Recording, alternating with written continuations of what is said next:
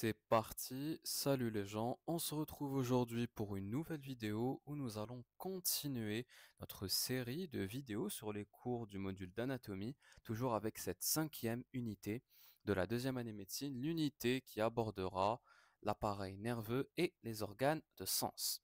Ce deuxième cours d'anatomie va continuer le premier qui abordait le massif crânial. Aujourd'hui, nous allons aborder le massif facial, l'ensemble des os qui vont constituer notre face osseuse et constituer avec le massif crânial précédemment étudié notre tête osseuse, notre squelette crânio-facial. Avant de commencer notre cours à proprement parler, on va remercier, comme à notre habitude, les enseignants et professeurs de la faculté de médecine d'Alger, plus particulièrement aujourd'hui Dr Retia, pour ce superbe support court que l'on va utiliser. On remercie également par la même occasion la modélisation 3D avec Anatomy Learning, où on va, comme le cours précédent, utiliser leur modélisation pour manipuler certains os qui vont aider à la constitution de ce massif facial. Le plan du cours que l'on va suivre au cours de cette vidéo est le suivant. On va commencer avec une brève introduction pour rappeler les notions les plus importantes, les shfnahum, l'introduction du cours sur le massif crânial. On va ensuite définir très brièvement ce massif facial, cette face osseuse, et voir la classification, la constitution de ce massif facial. Quels sont les os qui vont aider à la constitution de notre face osseuse? Quelles sont les caractéristiques de ces os-là? On entamera ensuite la partie la plus intéressante et la plus importante à le cours terminal, et l'anatomie descriptive. On va décrire les différents os qu'il y a dans la constitution de notre face osseuse. On va donner une description appropriée, précise de chaque os, en citant bien sûr une définition pour l'os, en le situant, en donnant les articulations de cet os-là avec son environnement, donc, avec les os, les autres os du massif facial, et même avec les os du massif crânial, s'il y a des articulations avec les os du crâne. Et bien sûr, nous allons décrire les différentes faces, les différents bords, les reliefs, les dépressions, les foramen qui sont présents sur ces os-là. On terminera notre cours avec un petit chapitre sur l'intérêt clinique de la connaissance anatomique, de la connaissance structurelle de ces différents os.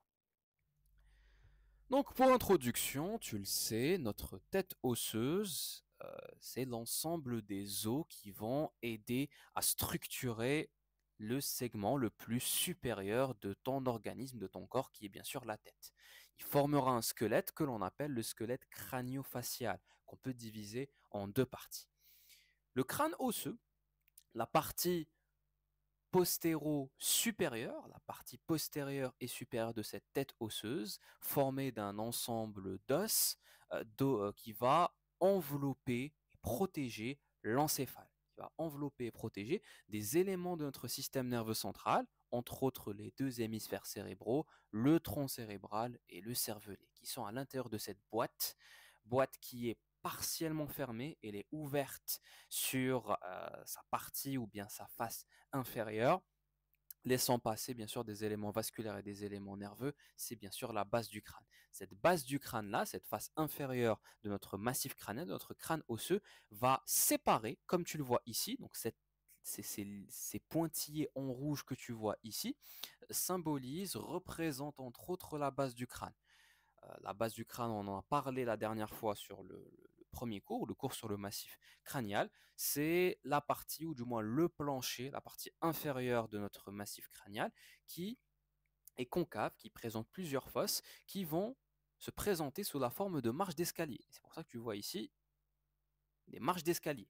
Et cette base du crâne-là, elle a aussi un deuxième rôle, en plus de laisser passer des éléments vasculaires et nerveux, c'est de séparer le crâne osseux du massif facial, de la face osseuse, des différents os qui vont constituer notre face, notre visage, qui vont constituer la partie osseuse de notre face et notre visage, et qui va former différentes cavités abritant des organes de sens. On a entre autres ici la flèche rouge qui se dirige vers la cavité orbitaire, l'orbite, où on va retrouver l'œil et l'appareil visuel. On a les fosses nasales. Ici, on voit l'orifice d'entrée des fosses nasales qu'on appellera l'orifice piriforme. Et on voit même la cavité orale, la cavité buccale qui a déjà été étudiée, l'unité digestive. Donc, entre autres, ce squelette crânio-facial, si on veut résumer, il est constitué d'un ensemble d'os qui sont soudés entre eux par des articulations immobiles, des synarthros, des articulations fibreuses qui n'ont pas pour but de mobiliser l'os. Ce sont des os qui sont fixes. On n'a qu'un seul et unique os qui est mobile au niveau de notre tête osseuse et il se trouve au niveau du massif facial qu'on va étudier vers la fin du cours. C'est la mandibule. C'est le seul os mobile qui nous permet de parler, de mâcher, de mobiliser nos dents, de mobiliser notre mâchoire et notre cavité orale. Comme on a dit, ce squelette crânio-facial, cette tête osseuse, va être divisée en deux parties. Le crâne, la boîte crânienne, le massif crânial, c'est la partie postérieure et supérieure qui va envelopper un contenu fonctionnel très riche et très important qui va être représenté par l'encéphale. Cerveau, les deux hémisphères cérébraux, tronc cérébral, la partie la plus supérieure de la moelle épinière qui permet de relier le cerveau entre parenthèses avec la moelle épinière, et le cervelet, c'est un petit cerveau qui se situe en arrière, vraiment en arrière de la boîte crânienne. La constitution osseuse du massif crânien, on l'a vu le cours précédent, c'est bien de le rappeler. On a une partie supérieure, partie en haut crâniale, qu'on appellera la voûte, c'est le toit de notre crâne, qu'on appelle donc la calvaria. Et on a une partie caudale inférieure qui va former la base du crâne. Cette base du crâne n'est pas totalement fermée, n'est pas totalement fermée, elle va être partiellement ouverte par un ensemble d'orifices, un ensemble de foramen, de petits trous, qui va laisser passer des éléments vasculaires et des éléments nerveux. Quelques vaisseaux, donc quelques artères et quelques veines, entre autres la carotide interne, entre autres la jugulaire interne, pour ne citer que. On a bien sûr d'autres artères et d'autres veines qui vont passer par ces orifices-là, on les a cités la dernière fois, et bien sûr des éléments nerveux très importants. On va citer les nerfs crâniens, entre autres. La face qu'on étudiera aujourd'hui, le massif facial, il a une situation ventrocaudale. C'est le segment ou bien la partie antéro-inférieure de notre tête osseuse. Par définition, ensemble d'os qui vont former des cavités. Ces cavités-là vont être occupées par les organes des sens. Cavité orbitaire, pour retrouver l'appareil visuel avec l'œil, entre autres. Les fosses nasales, pour l'appareil de l'olfaction, pour respirer, pour sentir en réalité. Et la cavité orale, pour ne citer que la cavité orale, qui va être occupée par l'organe de la gustation, qui nous permet de goûter, de savourer des repas, qui est bien sûr la langue. Tous les organes de sens sont situés au niveau de la face. On pourrait même citer l'appareil auditif qui est à cheval entre le crâne et la face. En réalité, l'appareil auditif il est creusé dans un os du crâne, mais de par sa situation vraiment inférieure, on peut le placer au niveau du visage. Euh, tous les organes de sens sont situés au niveau de la tête osseuse, sauf le tact, le sens du toucher, qui lui va englober la peau, toute la peau de manière générale, avec ses caractéristiques et ses structures qui permettent ce sens-là. Maintenant qu'on a terminé avec cette introduction, on va rentrer dans le vif du sujet en étudiant ce massif facial. Comme on a dit, par définition, comment est-ce qu'on peut définir le massif facial? On le définit comme étant un ensemble d'os. Ces os-là sont situés bien sûr en antéro-inférieur, ils sont appendus, ils sont attachés en antéro-inférieur de notre crâne, en antéro-inférieur au niveau de notre tête osseuse, et bien sûr ils sont situés en avant du rachis cervical, donc de l'ensemble des vertèbres constituant la partie cervicale de la colonne vertébrale. Combien d'os va constituer notre massif facial? Combien d'os vont former notre face osseuse? En tout et pour tout, on en a 14. 14 os vont aider à la formation de cette face osseuse. Les 14 os, عندك 13 qui sont situés, qui sont situés en supérieur et qui vont aider à la formation de ce que l'on appelle la mâchoire supérieure. عندك un seul os qui va aider à former la mâchoire inférieure. Cet os-là, il est connu, c'est bien sûr la mandibule. Pour les 13 os qui forment la mâchoire supérieure, on va dénombrer 6 types d'os qui vont être pairs. Et les voici. On a le maxillaire, le palatin, l'inguis, qui est l'os lacrymal, le cornet inférieur, l'os nasal, ou bien on l'appelle également l'OPN, l'os propre du nez, et le malaire, qu'on appelait auparavant l'os zygomatique. Ces 6 os-là qui vont être pairs, on va leur rajouter un os qui est impair, c'est le vomer. C'est l'os qui va s'articuler avec le sphénoïde et qui va aider à la formation, en partie, de la cloison des fosses nasales. 6 os pairs, donc 6 fois 2, ça nous fait 12. On rajoute le vomer, ça nous fait 13. Et si on rajoute la mandibule, ça nous donne 14 os. Alors, où sont ces différents os et où est-ce qu'ils sont situés au niveau de notre face osseuse? On a plusieurs schémas qui nous montrent des vues. Donc, on a une vue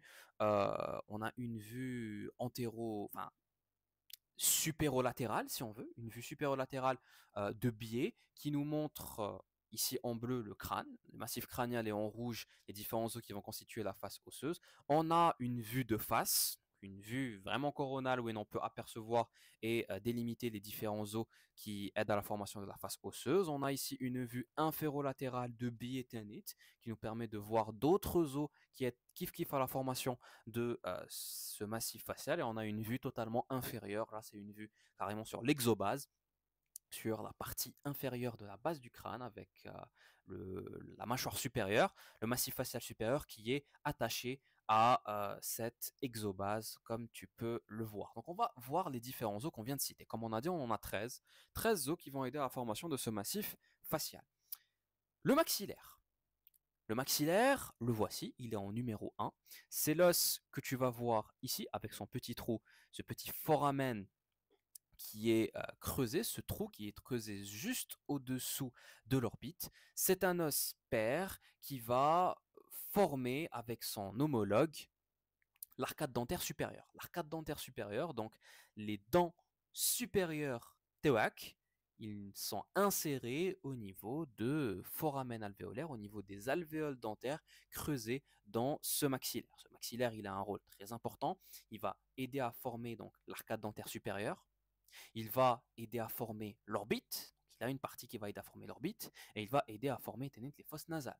Ici, son bord antérieur va aider à délimiter l'orifice piriforme, l'orifice d'entrée vers les fosses nasales. Voilà le maxillaire. Deuxième os, le malaire, Raulick. C'est un os qui a une forme grossièrement quadrilatère qui va former le squelette et les pommettes théoaques.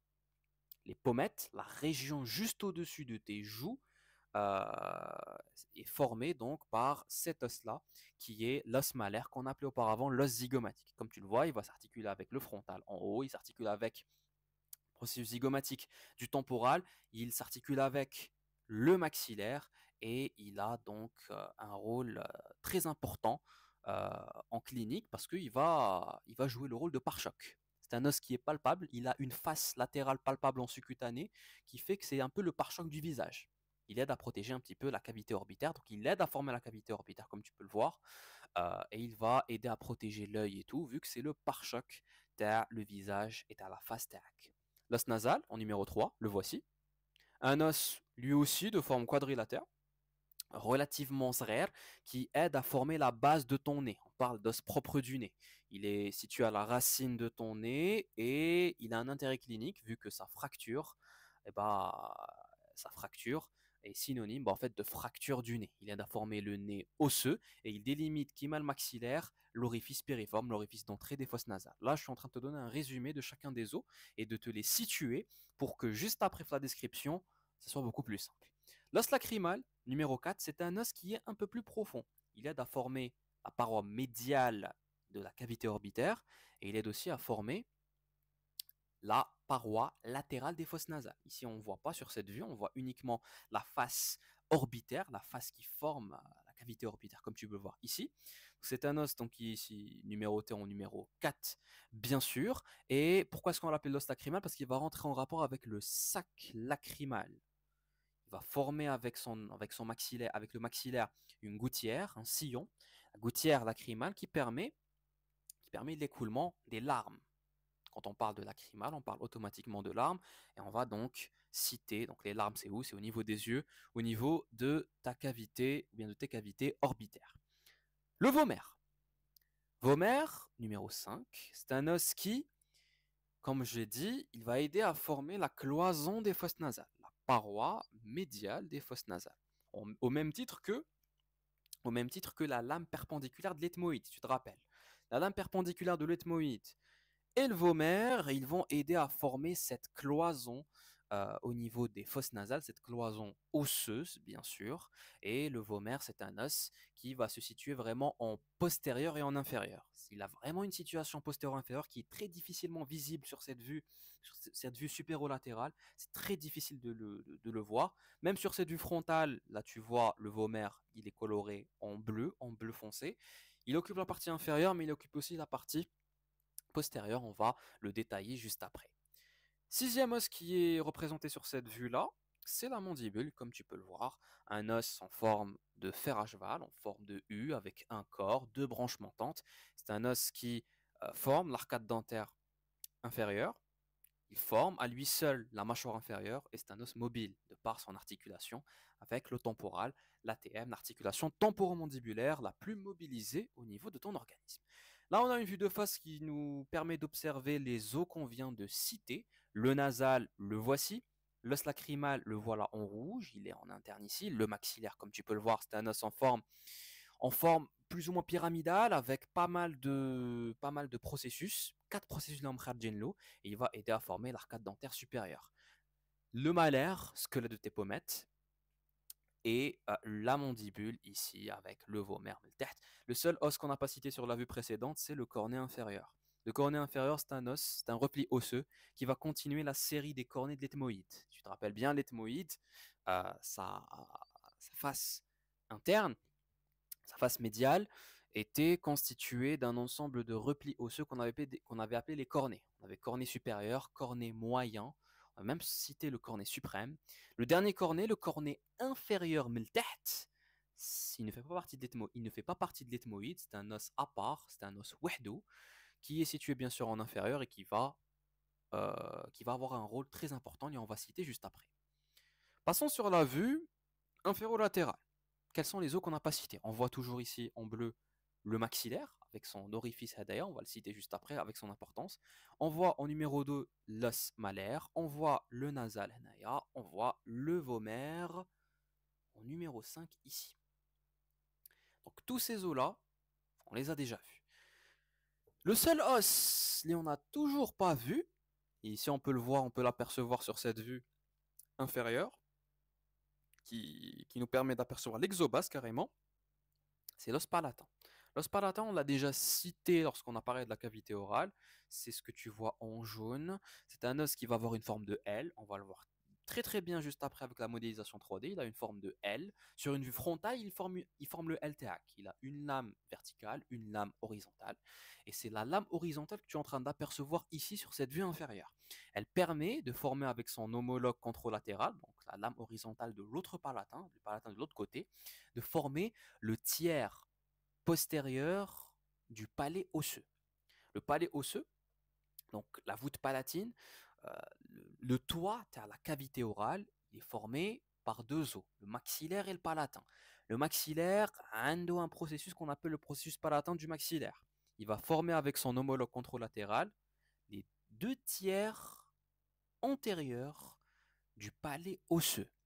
Le tiers postérieur, il est formé par quoi? Il est formé par ce fameux palatin. Donc, sans te préciser que bien sûr ce que tu vois ici en rouge, en numéro 1, c'est bien sûr le maxillaire. En numéro 2, tu as une vue inférieure sur le palatin. Et en numéro 3, on a le vomère qui, comme tu le vois sur cette vue, il va être attaché sur le sphénoïde que tu vois en bleu. Il va être attaché sur le sphénoïde et c'est un os qui aide à la formation de la cloison des fosses nasales. C'est un os qui a une situation postéro-inférieure. Dernière vue générale donc sur la face osseuse et sur la tête osseuse. Là, on a une tête éclatée, un massif crânio-facial éclatant en vue antéro-latérale. Et les différents os du crâne qu'on a étudié la dernière fois et les différents os de la face qu'on va étudier sont présents sur cette vue-là. Je t'invite à aller la revoir vers la fin de le cours en citant chacun des os qui sont visibles sur cette vue-là. On continue maintenant et on va rentrer dans le vif du sujet avec l'anatomie descriptive des os du massif facial. On commence avec les os les plus simples. On va commencer par l'os le plus simple et on va évoluer jusqu'à terminer par l'os le plus complexe, ou du moins l'os qui va avoir le plus de détails descriptifs à retenir, qui sera la mandibule. On commence avec le vomaire. Alors, le vomaire, l'os vomaire, c'est ce que tu vois ici en bleu. Le voici, notre vomaire. C'est un os qui, déjà, par son nom est particulier. Pourquoi est-ce qu'on l'appelait vomaire? Le terme vomaire, d'un point de vue étymologique, il vient du grec, pardon, il vient du latin classique. C'est un terme qui vient du latin. Il vient du latin classique qui signifie soc de charrue. C'est pour ça que tu as un petit dessin ici. Ce que tu vois ici, ce petit dessin en haut de cette diapositive, montre un homme, probablement un agriculteur ou la wahd qui va travailler la terre, on va parler de fellah tout simplement, qui possède justement l'instrument, le soc de la charrue. Alors le soc de la charrue, j'applique un petit schéma pour te montrer à quoi ça ressemble. Le voilà, donc c'est un instrument, c'est une pièce qui permet de découper la terre, qui permet de travailler l'ard, qui permet donc de fendre la terre l'ard pour but de la labourer. C'est très utile donc pour les agriculteurs et autres, pour les personnes qui ont un champ, les عندهم أراضي زراعية, ils vont donc travailler donc les terres en utilisant donc plusieurs outils, plusieurs instruments qui sont dits aratoires, pour but donc entre autres de labourer le champ et donc de le cultiver et de le travailler. Cet instrument-là que tu vois ici, on l'appelle le soc de la charrue théâque. Et de par sa forme, bah, tu comprends très bien que les anatomistes, quand ils ont vu cet os-là qui se situe au niveau du massif facial et qui va aider à la constitution, de la cloison nasale, quand ils ont vu cette forme-là, quand ils ont vu cette lame osseuse, ils ont directement pensé à la forme du soc de la charrue, et donc ils l'ont appelé le vomaire en relation avec cette structure-là. Ça, c'était le petit point étymologie. Si tu étais curieux, si tu es curieux, bah, tu peux détailler et aller voir d'autres détails sur l'étymologie des autres os de la face et du crâne. C'est très intéressant. Maintenant qu'on a parlé de l'étymologie de cet os-là, on va rentrer dans le vif du sujet avec sa description. Alors, le vomaire, en tant que tel, par définition, c'est l'os impair et médian de la mâchoire supérieure. C'est le seul os impair médian de la mâchoire du massif facial supérieur. C'est une lame osseuse. C'est ce que tu vois en bleu. C'est une lame osseuse qui va aider à la formation de la cloison des fosses nasales et qui a une situation postéro-inférieure. La partie antéro-supérieure, elle est formée par la lame perpendiculaire de notre ethmoïde. Ce que tu vois en jaune, c'est bien sûr l'ethmoïde.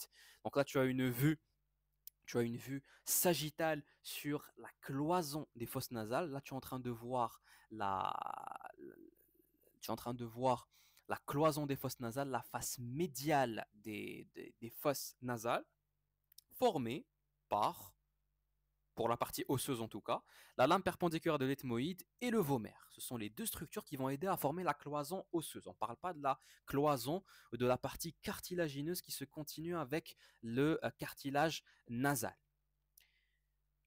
Bien sûr, tu as reconnu en violet le frontal, tu as reconnu en jaune l'ethmoïde, tu as reconnu en bleu le vomaire, en rouge, on a bien sûr le sphénoïde, et en bas, on a avec la couleur blanchâtre notre maxillaire, et en vert, on va le voir juste après, en vert, ce sera notre palatin. C'est un os donc qui a une forme quadrilatère. Qui dit forme quadrilatère et surtout qui dit lame osseuse aplatie avec forme quadrilatère, donc chez Robae, automatiquement on va avoir quatre bords et on va avoir deux faces. Là, une faute de frappe, ce n'est pas quatre faces, c'est uniquement deux faces. Les deux faces, il n'y a pas grand-chose à décrire à l'Ehom. Ce sont des faces qui sont relativement planes et qui vont porter des sillons qui vont être parcourus par des empreintes, des sillons qui laissent passer des éléments vasculaires et des éléments nerveux, des sillons vasculo-nerveux. Ici, on a l'exemple d'un sillon qui laisse passer le nerf naso-palatin. Ce qui nous intéresse plutôt avec ce vomère-là, c'est plutôt les différents bords théoïaux et les articulations avec les autres os. On a 4 bords comme on a dit. Un bord supérieur, un bord antérieur, un bord inférieur et un bord postérieur. Ces 4 bords-là vont soit être libres, soit être attachés avec d'autres segments osseux qui sont environnants, des os à la face ou des os à le crâne. Le bord supérieur, que tu vois ici, il est épais et il va s'attacher sur le sphénoïde. Il va s'articuler sur la face inférieure du corps sphénoïdal. Déjà. Le bord inférieur, lui, il va s'articuler, comme tu le vois fait le schéma, il va s'articuler sur le palais osseux, sur le palais au complet. Plus précisément sur la crête nasale du palais, la crête qui est formée par la réunion des processus palatins des deux maxillaires et par les lames horizontales de mes deux os palatins. En gros, pour l'instant, on va dire que le bord inférieur, il va se lier, il va s'articuler avec le palais osseux ternin. Le bord antérieur, il va s'articuler avec deux structures. Ce bord antérieur est d'ailleurs. Il s'articule en haut avec la lame perpendiculaire de l'ethmoïde pour continuer cette lame perpendiculaire et ainsi former la partie osseuse de la cloison des fosses nasales, qui va cloisonner, qui va diviser les fosses nasales en deux fosses, fosse droite, fosse gauche. Et en bas, on aura une articulation avec le cartilage de la cloison, avec la partie cartilagineuse qui va cloisonner donc nos fosses nasales. Le bord postérieur, quant à lui, il est articulé avec aucun os. C'est un bord qui est dit libre. Il va constituer la limite médiale de, l'orifice postérieur de nos fosses nasales, qu'on appelle les coanes. Les coanes qu'on a déjà cités. Ce sont les orifices qui vont relier les fosses nasales avec le nasopharynx, avec la partie supérieure de notre pharynx. Voilà pour le vomère. C'est un os relativement simple. On va voir sa structure très très rapidement, la modélisation 3D, pour résumer ces différentes notions. Donc ce que tu vois en violet, c'est bien sûr ton vomère. Comme tu le vois, lame osseuse aplatie qui a une forme quadrilatère, qui a une forme, un doshek robai avec 4 bords. Deux faces planes, il n'y a rien de particulier à décrire, mis à part quelques sillons vasculo-nerveux qui ne sont pas montrés, détaillés la modélisation de Anatomy Learning. C'est un peu dommage, mais c'est pas grave. Et bien sûr, on a 4 bords qui sont articulaires avec les os voisins.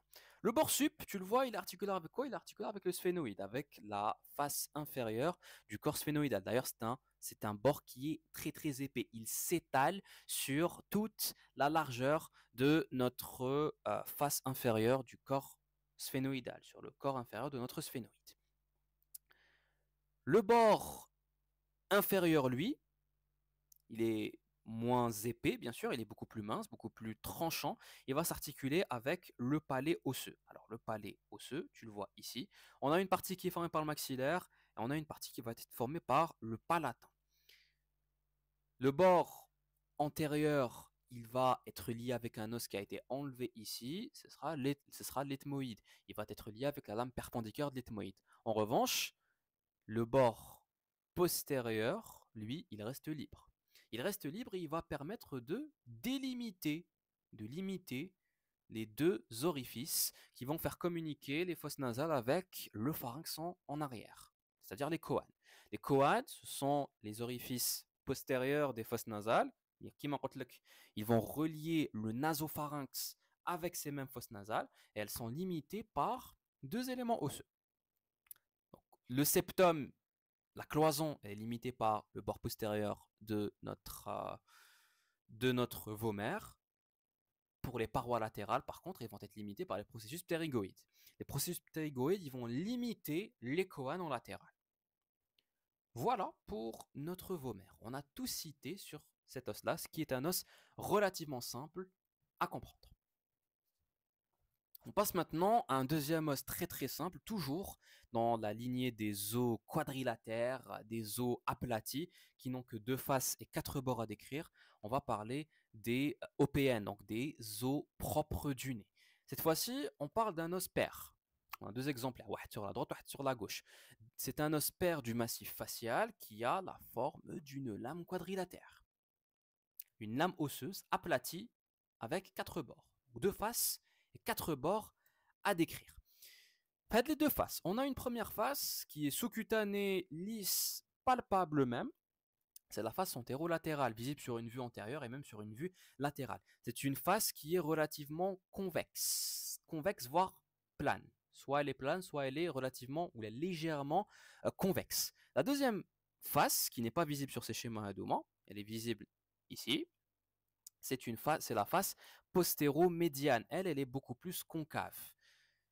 Ces deux faces-là vont être limitées par quatre bords. Ce sont les bords Hadoma qui nous intéressent. Quatre bords, donnant cette forme quadrilatère à l'os propre du nez. On a un bord supérieur, un bord inférieur, un bord médial et un bord latéral. Le bord supérieur, il va s'attacher avec quoi? Il va s'articuler et s'attacher avec le frontal, et plus précisément avec l'échancrure nasale, le V nasal de notre os frontal. Si tu te souviens bien, on avait parlé, on avait dit ça lorsqu'on avait étudié l'os frontal. L'os frontal, au niveau de la crête de Poirier, donc au niveau de cette crête et de cette limite orbito-nasale, la partie nasale, il va s'attacher, il va s'articuler avec les deux os nasaux et avec le maxillaire, avec les apophyses montantes de notre maxillaire. Le bord inférieur, il s'articule avec quoi? Eh ben, il s'articule avec aucun os. Il s'articule avec du cartilage, avec le cartilage triangulaire de notre nez. Et il va délimiter ce bord inférieur avec le bord antérieur le maxillaire. On va revoir ça juste après. L'orifice d'entrée des fosses nasales, qu'on appelle l'orifice périforme. L'orifice qui a une forme d'une poire. Forme talanjas. Le bord médial, lui, il va s'articuler avec son homologue contralatéral. Le bord médial de l'os propre du nez droit va s'articuler avec le bord médial de l'os propre du nez gauche. Le bord latéral, lui, il va s'articuler avec le maxillaire, plus précisément avec l'apophyse ou bien le processus frontal, l'apophyse montante, le processus montant du maxillaire. On va en reparler plus tard. Voilà pour l'os propre du nez. Il a une structure très très simple, on peut l'apercevoir très rapidement. La modélisation 3D, ça ne nous coûte rien, ça va nous coûter 2 secondes. Le voilà. Notre os propre du nez, visible ici en orange. C'est un os qui a, comme je t'ai dit, déjà il a une taille très très petite, il est assez petit comme os.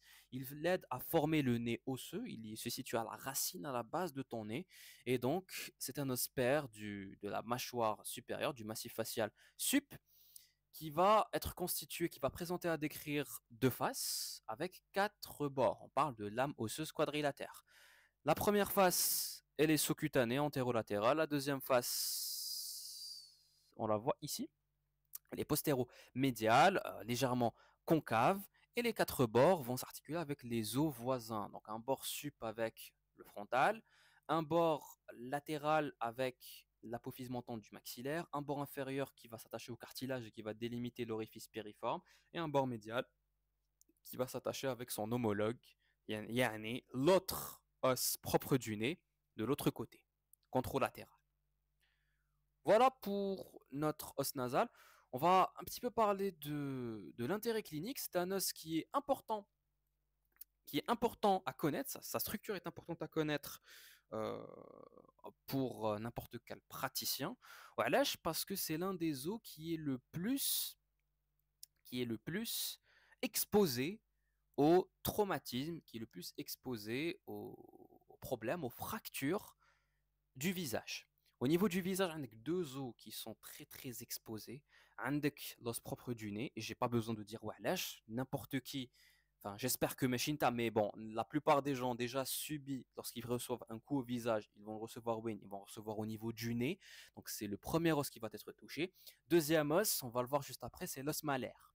C'est l'os à l'épomètre théoaque. Ce sont des os qui sont sous-cutanés, qui sont fragiles, qui sont relativement petits par rapport à d'autres os qui sont plus protégés par un revêtement musculaire, graisseux. Ici, l'os propre du nez, il est vraiment à la base du nez quand tu reçois, surtout quand tu es un sportif. Les sportifs, ce sont les personnes qui sont les plus exposées à ce type de traumatisme.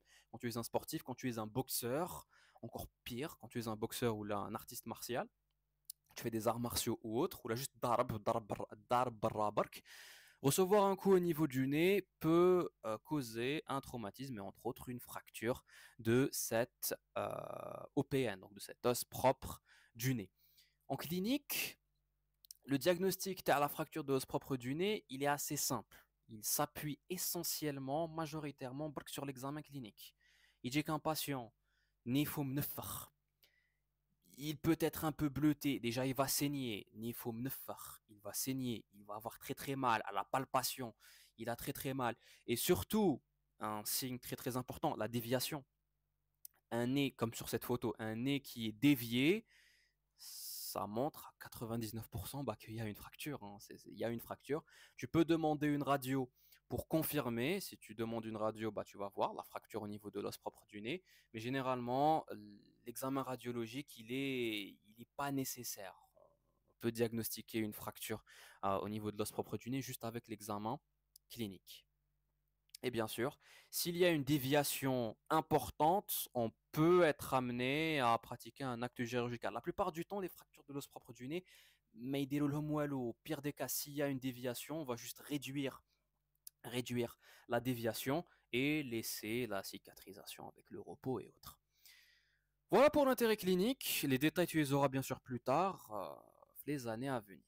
Voilà le détail et l'intérêt clinique pour l'os propre du nez. On a déjà étudié 3 os au niveau de notre massif facial. Ce sont des os simples, des os plats, quadrilatères, qui n'ont pas énormément de choses à retenir. On passe au troisième os qui est lui aussi très très simple, c'est le cornet inférieur.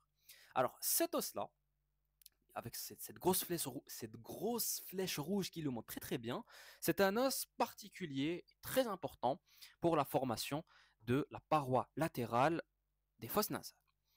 Là, tu as une vue similaire sur les fosses nasales de la vue sur le vomaire, mais avec une très très grosse différence. Cette vue, ce schéma-là qui nous montrait le vomaire et ce schéma-là qui nous montre le cornet inférieur, c'est une vue sagittale sur les fosses nasales, mais qui nous montre deux parties totalement différentes des fosses nasales. Et c'est très important de différencier. Sur la vue, tu as le vomaire, on était en train d'apercevoir la cloison des fosses nasales. On était en train d'apercevoir la face médiale de la fosse nasale. Le septum qui permettait de séparer la fosse nasale droite de la fosse nasale gauche. Ce septum, cette cloison, elle est formée de 2 éléments osseux. L'âme perpendiculaire de l'ethmoïde et le vomaire. Par contre, sur cette vue AD, sur la vue qui nous permet d'observer le cornet inférieur, qu'est-ce qu'on est en train d'observer? On n'est pas en train d'observer la face médiale des fosses nasales. On est en train d'observer la face latérale des fosses nasales. En train d'apercevoir la paroi latérale des fosses nasales. Cette paroi latérale, elle qui est en externe, les hayt entre autres sur l'orbite et sur l'extérieur, il est formé par combien d'os? C'est très important d'orienter les schémas et de savoir et de reconnaître et d'avoir une bonne mémoire visuelle pour décrypter les différents schémas qui sont montrés sur le diapo. Les schémas, il faut comprendre chacun des schémas, être capable de légender les schémas, c'est-à-dire d'être capable de les schémas. D'ailleurs, j'ai l'impression que c'est fait exprès. Les diapos, les professeurs Tewana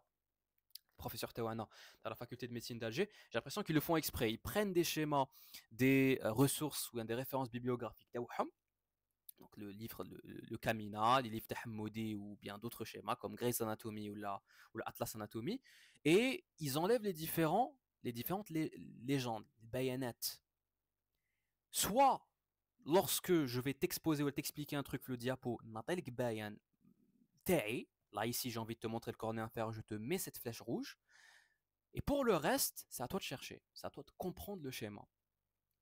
Ou bien, il te le prof, tu peux, وحدك في l'amphi ou la vidéo, légender ton schéma ici sur la paroi latérale des fosses nasales. De toute façon, on va avoir un cours sur les fosses nasales. On va revenir sur ça. Mais c'est important de savoir que ce que tu vois en violet ici, c'est l'ethmoïde. Avec cornée suprême, cornée supérieure, cornée inférieure. Ici, c'est le processus incinatus, le processus inciné de l'ethmoïde. Ce que tu vois en orange, c'est le sphénoïde, avec les deux processus ptérygoïdes. Ce que tu vois en bleu, on va étudier juste après, c'est le palatin. lame verticale, lame perpendiculaire qui est coupée. Ce que tu vois en rose, oui c'est du rose, c'est le maxillaire. Maxillaire qui est très important, il va aider à former en partie l'orbite, il va aider à former en grande partie les fosses nasales, ça c'est la face nasale que tu fais, le maxillaire, et il aide à former la cavité orale, la cavité buccale, la bouche, avec ici son processus, son apophyse, son processus palatin. Là tu as le cartilage du nez, et là tu as les deux, tu as l'os nasal avec le frontal melfour. Et ce que tu vois ici en turquoise, c'est un os qu'on va étudier juste après, ce sera le quatrième, ce sera normalement l'os lacrymal. Le cornet inférieur, tu vois qu'il est en train de surplomber la paroi latérale des fosses nasales. Et tu vois qu'il a lui aussi une forme plus ou moins quadrilatère. En réalité, c'est un repli osseux. C'est un repli osseux au même titre que les cornets supérieurs et moyens de l'ethmoïde. Sauf qu'ici, il ne fait pas partie de l'ethmoïde, c'est un os à part entière. Repli osseux qui est situé à la partie inférieure de nos fosses nasales et ils forment leurs parois latérales. C'est très important de savoir que ce schéma-là montre les parois latérales, à l'inverse du schéma Tamurbelet qui nous montrait la paroi médiale, le septum, la cloison, avec le schéma qui nous symbolisait le vomer. Le cornet inférieur, il présente à décrire quoi? Lui aussi, c'est un os aplati, il a deux faces, et il est plus ou moins quadrilatère. Je dis bien plus ou moins. Certains auteurs vont lui décrire quatre bords, ici on va lui décrire deux bords et deux extrémités. Tout d'abord, on va parler de la face médiale. La face médiale, c'est la face sur cette vue de la paroi latérale. C'est la face là, il la cloison des fosses nasales. Elle est en train de regarder vers la cloison des fosses nasales. C'est une face qui est convexe, c'est un repli osseux. Elle est convexe et elle va présenter plusieurs éléments, plusieurs sillons qui laissent passer des éléments vasculaires et nerveux. On ne va pas rentrer dans ce détail-là. Deuxième face, c'est la face latérale. Et cette face latérale, elle est concave. Mahfoura. Elle est concave et elle va regarder vers, en grande partie, le maxillaire. Elle va regarder en grande partie vers le maxillaire. Derrière le cornet inférieur, qu'est-ce que tu as? Tu as en grande partie le maxillaire. Tu as un petit peu en turquoise l'os lacrymal. On va en reparler juste après. Et tu as le palatin. C'est très important de retenir ça, parce que cet os, ce cornet inférieur, il va s'articuler avec le maxillaire, il va s'articuler avec une crête, il va laisser une crête, son articulation laisse une crête sur le maxillaire, on va l'appeler la crête conchale du maxillaire. Il va s'articuler avec le palatin, avec la lame verticale du palatin, il va laisser une crête, son articulation laisse une crête sur le palatin, ce sera la crête conchale du palatin, on va en reparler Tanit. Il s'articule même avec l'ethmoïde, et il s'articule avec Tanit, avec l'os lacrymal, avec le bord inférieur du lacrymal. Il s'articule avec une petite apophyse, avec le processus incinatus de l'ethmoïde. Ça, c'est très important à savoir. Maintenant que j'ai dit tout ça, tu connais les caractéristiques du bord supérieur de cet os-là. Le seul bord qu'on va décrire, le cornet inférieur, c'est le bord supérieur. Parce qu'il présente trois apophyses, trois reliefs osseux importants. Cette vue, c'est une vue latérale du cornet inférieur. On est en train d'apercevoir la face latérale concave de notre cornet inférieur et on aperçoit les éléments osseux, les reliefs derrière notre bord supérieur. Premier relief qui nous saute aux yeux, c'est ce repli. Le repli, il y a un délo numéro 2. Ce repli-là, c'est l'apophyse maxillaire. C'est un repli, l'os maxillaire l'os maxillaire qui est juste en arrière de notre cornet inférieur sur cette vue. Autre apophyse Laoui Benli, indique en numéro 3 l'apophyse ethmoïdale. Cette apophyse ethmoïdale, elle va s'attacher avec le processus incinatus de l'ethmoïde. Avec le processus incinatus de l'ethmoïde, et sur cette vue médiale de notre cornée inférieure, on peut apercevoir cette liaison avec l'apophyse adique. Dernière liaison, dernière apophyse, ce sera l'apophyse lacrymale qui va permettre l'attache de notre cornée inférieure avec notre os lacrymal.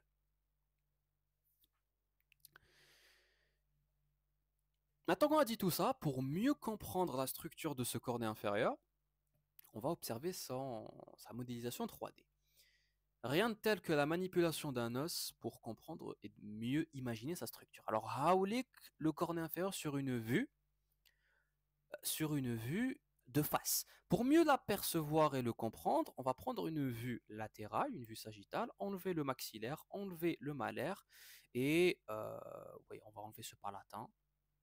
Et comme ça, on aperçoit encore mieux, on aperçoit vraiment mieux notre, notre os, euh, notre os cornée inférieur. Là, ce que je suis en train de voir, je suis en train de voir la face latérale de mon cornet inférieur. Cette face latérale, c'est la face qui est concave, comme tu peux le voir, c'est la face concave qui présente des processus, qui présente des apophyses pour être plus exact. عندك l'apophyse lacrymale liée avec l'os lacrymal. عندك ce petit repli هنايا qui est l'apophyse maxillaire. On a enlevé le maxillaire, donc automatiquement, on ne le voit pas. Et on a melfokr, l'apophyse ethmoïdale, ici sous forme de triangle, qui va s'associer avec le processus incinatus de mon ethmoïde. C'est bien flagrant. Là, tu réussis à mieux comprendre les reliefs de cette face latérale et surtout de ce bord supérieur. C'est le bord supérieur le plus important à décrire. Si on veut apercevoir, bon, on va enlever le premier, l'ethmoïde, on va enlever le cornet inférieur, et comme ça, normalement, c'est bon. Bon, on peut enlever le lacrymal, il ne sert plus à rien. Là, on est en train de voir la face médiale de notre cornet inférieur. La face médiale, il n'y a rien d'important à décrire, mis à part qu'elle est convexe et qu'elle va se situer vraiment juste au-dessus de notre maxillaire. Là, tu vois la partie de notre apophyse maxillaire qui est collée au maxillaire, littéralement. On voit la liaison avec l'os lacrymal, on voit le rapport qu'il va avoir avec ça, c'est un trou, c'est un hiatus, c'est le hiatus maxillaire qui va ouvrir le sinus qui est creusé à l'intérieur du maxillaire, on va en reparler. Donc voilà les éléments les plus importants à retenir pour ce cornet inférieur. On revient à notre diapo. Pourquoi est-ce que c'est important de connaître la structure de ce cornet inférieur? Déjà, à quoi il sert de manière générale? Le cornet inférieur, tu peux l'apercevoir ici d'ailleurs, sur cette vue frontale d'un squelette osseux, enfin d'un crâne osseux. Alors c'est un os qui est important au même titre que les cornets ethmoïdes parce qu'il va déjà qui va continuer la série les cornets. On a le cornet supérieur, moyen ethmoïde, on peut même avoir le cornet suprême, et mais le tête on a le cornet inférieur. Ces replis osseux, ils servent à quoi? Ils servent à augmenter la surface de la muqueuse nasale. N'importe quel repli au niveau du corps humain, il y a 90% de chances que ce repli il soit là pour augmenter la surface. C'est comme les villosités intestinales, les anses, t'as l'intestin, villosité, microvillosité, t'as la muqueuse intestinale. Le but, c'est d'augmenter la surface de contact. Quand tu augmentes la surface, t'as la muqueuse nasale. Qu'est-ce qui se passe? Tu peux augmenter, là, ici, tu vas augmenter la vascularisation, tu vas augmenter le lit vasculaire. Augmenter le lit vasculaire au niveau des fosses nasales, c'est très intelligent, ouais, parce que ça permet de réchauffer l'air que tu vas inspirer. تخرج برا في الليل ولا même في الشتاء, l'air que tu vas inspirer, il est froid. Et cet air-là, il n'est pas optimal pour ton organisme qui a une température interne qui avoisine les 37 degrés. Comment est-ce que je pourrais réchauffer cet air-là? Par plusieurs processus, par plusieurs procédés physiques ou autres, mais il y a une notion, il y a une structure, une structuration anatomique qui te permet de réchauffer l'air que tu vas inspirer. C'est l'augmentation de la surface de la muqueuse nasale. Si j'augmente la muqueuse, je vais augmenter la vascularisation, j'augmente le lit vasculaire. Augmenter le lit vasculaire avec le sang chaud qui va circuler à ce niveau-là va permettre de mieux réchauffer l'air froid qui va être inspiré. Ce n'est pas la seule utilité des cornets, hein. Ce cornet inférieur, est-ce que ça se voyait approximativement au niveau de la modélisation 3D, mais il rappelle une partie du sinus maxillaire. permet de revêtir une partie du sinus maxillaire. Il permet d'orienter l'air, si on peut dire ça comme ça, de par la forme de, euh, de, de- de ces replis osseux avec la muqueuse qui va épouser les mêmes formes. Ça va permettre d'orienter l'air, ça va permettre de limiter l'entrée vers les sinus parce que ce cornet-là inférieur, il va limiter le méa inférieur. On va en reparler les fosses nasales. Et bien sûr, le rôle le plus important, c'est de réchauffer l'air froid qui va être inspiré grâce à l'augmentation de la surface de la muqueuse nasale. Voilà pour le cornet inférieur. Os très simple également. On continue avec le quatrième os de notre massif facial qui sera l'os lacrymal, linguis. Linguis ou bien lingus, tu l'appelles comme tu veux, nous on va l'appeler l'os lacrymal. Cet os lacrymal, lui aussi, c'est un os aplati de forme quadrangulaire. Os mplaté, deux faces à décrire. Forme quadrangulaire, ruba'i shikl, quatre bords à décrire. Très simple.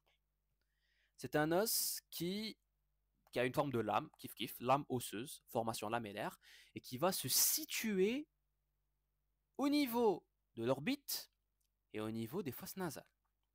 Il va former la paroi médiale de la cavité orbitaire, c'est très important. Il forme la paroi médiale de l'orbite, de la cavité dans laquelle je vais retrouver mon œil et mon appareil visuel.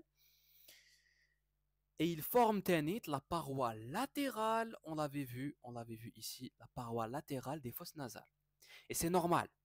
Pourquoi? Parce que fosse nasale et cavité orbitaire ont un mur commun. La paroi est commune. C'est comme la chambre تاعي chambre تاعي جايه juste قدام chambre تاع خويا. Automatiquement الحيط qui va séparer chambre تاعي ou chambre تاع خويا ce sera le même. Les os qui vont entrer dans la constitution de la paroi latérale des fosses nasales, ils vont constituer la paroi médiale de l'orbite, de la cavité orbitaire. الشمبرة تاعي الحيط اللي جاي على la gauche تاع الشمبرة تاعي c'est le même حيط qui va constituer le mur droit تاع la chambre تاع خويا. C'est le même c'est la même logique, c'est la même chose. Donc ici, c'est très important de rajouter, donc c'est pas cité le diapo, il forme la paroi médiale de la cavité orbitaire, mais il forme également la paroi latérale des fosses nasales. Ce qui veut dire que on a une face orbitaire et on a une deuxième face nasale. C'est ça ce que ça veut dire. Au niveau de l'emplacement, donc on va décrire ces deux faces et les quatre bords. Au niveau de l'emplacement, il faut savoir que c'est un os qui est séparé de l'os propre du nez. Parce que quand on poste lacrymal, os propre du nez, ce sont deux os qui ont une structure presque similaire. Ils se ressemblent beaucoup. Deux os quadrangulaires, deux os plats sont des lames osseuses très petits, Jane, la région derrière la face. Mais il ne faut pas tomber fait de l'erreur, il n'y a pas de communication entre les deux, il n'y a pas d'articulation entre les deux. L'os lacrymal et l'os propre du nez, l'OPN, ils sont séparés par le maxillaire. Ils sont séparés par la branche montante du maxillaire. Et l'os lacrymal, il est ici en rouge, la flèche noire le couvre complètement d'ailleurs. Il va s'articuler avec le frontal melfour, il s'articule avec le maxillaire en avant, il s'articule avec l'ethmoïde en arrière, c'est très important. Et milteht, il s'articule avec quoi? Il va s'articuler avec le cornet inférieur. Le bord ici postérieur, il a une liaison avec, il a un rapport avec le cornet inférieur. Ça, c'est très important de connaître la situation et les rapports et les articulations des os de la face entre eux. On va décrire maintenant les faces. Pour la première face, la face orbitaire, la face qui va aider à la constitution de la paroi médiale de l'orbite. Qu'est-ce qu'elle a à décrire? Qu'est-ce qu'elle présente à décrire? Elle présente à décrire essentiellement une crête qui est très très bien visible sur ce schéma et qui est encore mieux visible ici, en numéro 1. C'est la crête lacrymale. La crête lacrymale postérieure. Qui dit crête lacrymale postérieure automatiquement dit qu'on va avoir une crête lacrymale antérieure. Cette crête lacrymale antérieure ne fait pas partie de l'os lacrymal, elle fait partie du maxillaire, elle fait partie de la branche montante du maxillaire. Ces deux crêtes, à quoi elles servent? Elles servent à délimiter un canal, visible ici en numéro 3. C'est le canal lacrymal. Le canal dans lequel je vais mettre mon sac lacrymal et dans lequel je vais pouvoir déverser mes larmes. Très utile pour désengorger le nez taillé. Et d'ailleurs, c'est l'explication de Wa'alash quand tu as les yeux humides, quand tu as envie de pleurer, bah en fait, tu vas avoir le nez qui coule. C'est pas le nez qui va couler, c'est pas la morve que tu vas sécréter en trop, c'est juste les larmes qui vont s'écouler au niveau de, de tes fosses nasales, ensuite au niveau de tes narines. On a aussi également à décrire sur cette fosse orbitaire de cet os lacrymal le amulus lacromalis. C'est une petite éminence osseuse, en numéro 4, qui est située vraiment sur la toute fin de notre crête lacrymale postérieure. D'ailleurs, je viens de remarquer, l'os lacrymal sur cette vue, sur cette face orbitaire, il a la forme de Palestine, il a la forme de la cartographie de la Palestine. C'est assez intéressant. Maintenant pour la face nasale. La face nasale de notre os lacrymal, il n'y a pas grand chose à dire à l'ERA. Elle va répondre en haut à l'ethmoïde, bien sûr, c'est ce que tu vois en turquoise. Elle répond à l'ethmoïde avec lequel il veut avoir une articulation. Elle répond en bas à l'apophyse lacrymale du corne inférieur avec lequel il y aura une articulation. Et bien sûr, cette face nasale, elle est séparée de la face orbitaire par 4 bords. Les deux faces sont limitées par 4 bords qui donnent cette forme quadrangulaire. On a un bord supérieur, on a un bord inférieur, on a un bord antérieur et on a un bord postérieur. Le bord supérieur, il s'articule avec quoi? Le bord supérieur s'articule avec le frontal. Très important. Le bord inférieur, il s'articule avec quoi? Cornée inférieure. Le bord antérieur, il s'articule avec quoi? Avec le maxillaire. Ce que tu vois ici en rouge, c'est le maxillaire. Même ici, le maxillaire. Et le bord postérieur, il s'articule avec quoi? Il s'articule avec l'ethmoïde. Ici, sur la face orbitaire, on voit très très bien la liaison entre le lacrymal et l'os planum, la face latérale de la masse latérale de l'ethmoïde. Si tu te rappelles bien sûr des notions, le massif crânien, l'anatomie du crâne. On a terminé avec l'os lacrymal. Bon, on peut le voir très très rapidement, la modélisation 3D, il n'y a pas grand chose à dire à aller. On peut juste mieux apercevoir sa situation. Voilà, c'est ce que tu vois en violet. Il est articulaire avec l'ethmoïde, il est articulaire avec le frontal, il est articulaire pas avec les os propres du nez. Non, ils sont séparés, les deux os et ils sont séparés par le maxillaire, la branche montante du maxillaire. Et bien sûr, Lucan, j'enlève quelques os sur une vue latérale, j'enlève le malaire, j'enlève le maxillaire, j'enlève Adaya, j'enlève même l'ethmoïde. On va voir que il y a une liaison avec le cornet inférieur, comme on a dit, en bas. Voilà, c'est un os qui aide à la formation de la paroi latérale des fosses nasales. Ça, c'est la face nasale. Et il va aider à la formation de la paroi médiale de l'orbite. Ça, c'est la face orbitaire.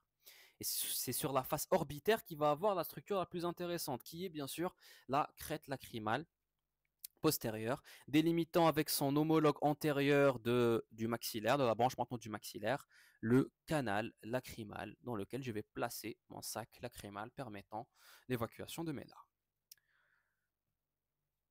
Voilà pour cet os-là, l'os lacrymal. On continue avec des os qui commencent à devenir un peu plus complexes. Je dis bien complexes et non pas compliqués. Des os qui sont plus riches à décrire que ce qu'on vient de voir. Là, on a fait les os quadrilatères aplatis qui possédaient que deux faces, et qui possédaient maximum 4 bords à décrire. Là, on va commencer à rentrer dans les os volumineux qui donnent du volume à notre massif facial. C'est le 5e os qu'on va voir, c'est le zygomatique. L'os zygomatique, qu'on appelle maintenant l'os malaire, c'est un os pair et symétrique. Pair est asymétrique en réalité. Il y a une petite erreur ici. Il n'est pas symétrique cet os zygomatique, cet os malaire. On peut dire qu'il est symétrique vis-à-vis de son homologue vu qu'il est pair, mais ça ne veut rien dire. Il est asymétrique par rapport à son axe. C'est une petite erreur. C'est un os donc, qui est pair et asymétrique et qui va former le squelette de mes pommettes, le squelette de mes joues, forme mes parois, les parties latérales de mon massif facial. Il entre dans la composition de quel orifice? De quelle cavité, pardon, dans le massif facial? Il va essentiellement permettre la formation de mon orbite. Il forme la paroi latérale de mon orbite, de ma cavité orbitaire. La paroi latérale est un petit peu le plancher de l'orbite. C'est un os qui est très important de par ses articulations. Il va lier, il va faire la jonction, il va permettre la face avec le crâne. Voilà, parce que tu vois qu'il a une liaison, une articulation avec le frontal. Et surtout, il va avoir une liaison avec le temporal, à travers le processus zygomatique.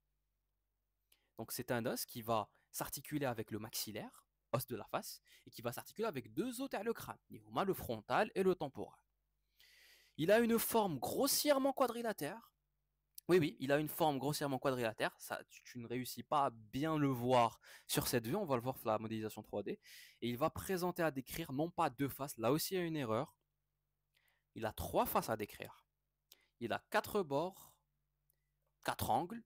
Mais faites les quatre angles, adna zouj, qui vont constituer des apophyses permettant la liaison de notre malaire avec les os du crâne. Apophyse frontale, processus frontal, et apophyse zygomatique pour lier avec le temporal. Donc, notre os zygomatique, là on a deux schémas qui nous montrent les deux vues, une vue latérale et une vue médiale sur ce zygomatique, va avoir grossièrement une forme quadrilatère. Grossièrement, je dis bien. On dirait un rectangle, un rectangle avec des angles qui ont subi une extension. Tu vois un bord, deux bords, trois bords, quatre bords. Les quatre bords donnent une forme grossière de rectangle. Et bien sûr, tu vois qu'il y a des expansions. Hein. Enfin, les quatre angles, qui sont très importants. Hada, qui va lier avec le frontal, et Hada, qui va se lier avec les pointillés Adoma montrent le processus zygomatique temporal. Et tu vois bien sûr ici avec ces pointillés la forme de l'orbite. Donc c'est vraiment un os qui est très important pour former la paroi latérale de l'orbite. Ça, ce que tu es en train de voir sur le premier schéma, c'est la face latérale, c'est la face jugale qui m'encolo, c'est la face de la joue, sous-cutanée, palpable, qui va présenter à décrire essentiellement un trou. Juste un trou. Le trou malaire. Et on va le voir la modélisation 3D justement. Alors, la modélisation 3D nous permet de décrire avec plus de précision notre malaire, notre os zygomatique, qui est le voilà. Alors c'est un os qui a la forme d'un quadrilatère avec des angles qui ont subi une extension, si tu veux. Et les angles les plus importants, c'est Hadzouch. Le processus frontal, qui va s'articuler avec le frontal, et le processus temporal, qui va s'articuler avec le zygomatique, le temporal justement. On a à décrire en réalité trois faces pour cet os-là. Là, je te montre et je manipule l'os pour que tu vois un petit peu comment est-ce qu'il est fait. Donc en gros, on a trois faces. Là, c'est une vue latérale de notre os malaire. C'est la vue l'inshufura sur une vue frontale de notre squelette osseux. La voici. On parle de face jugale. C'est la face sous-cutanée qui est palpable et qui va nous donner les pommettes tewana.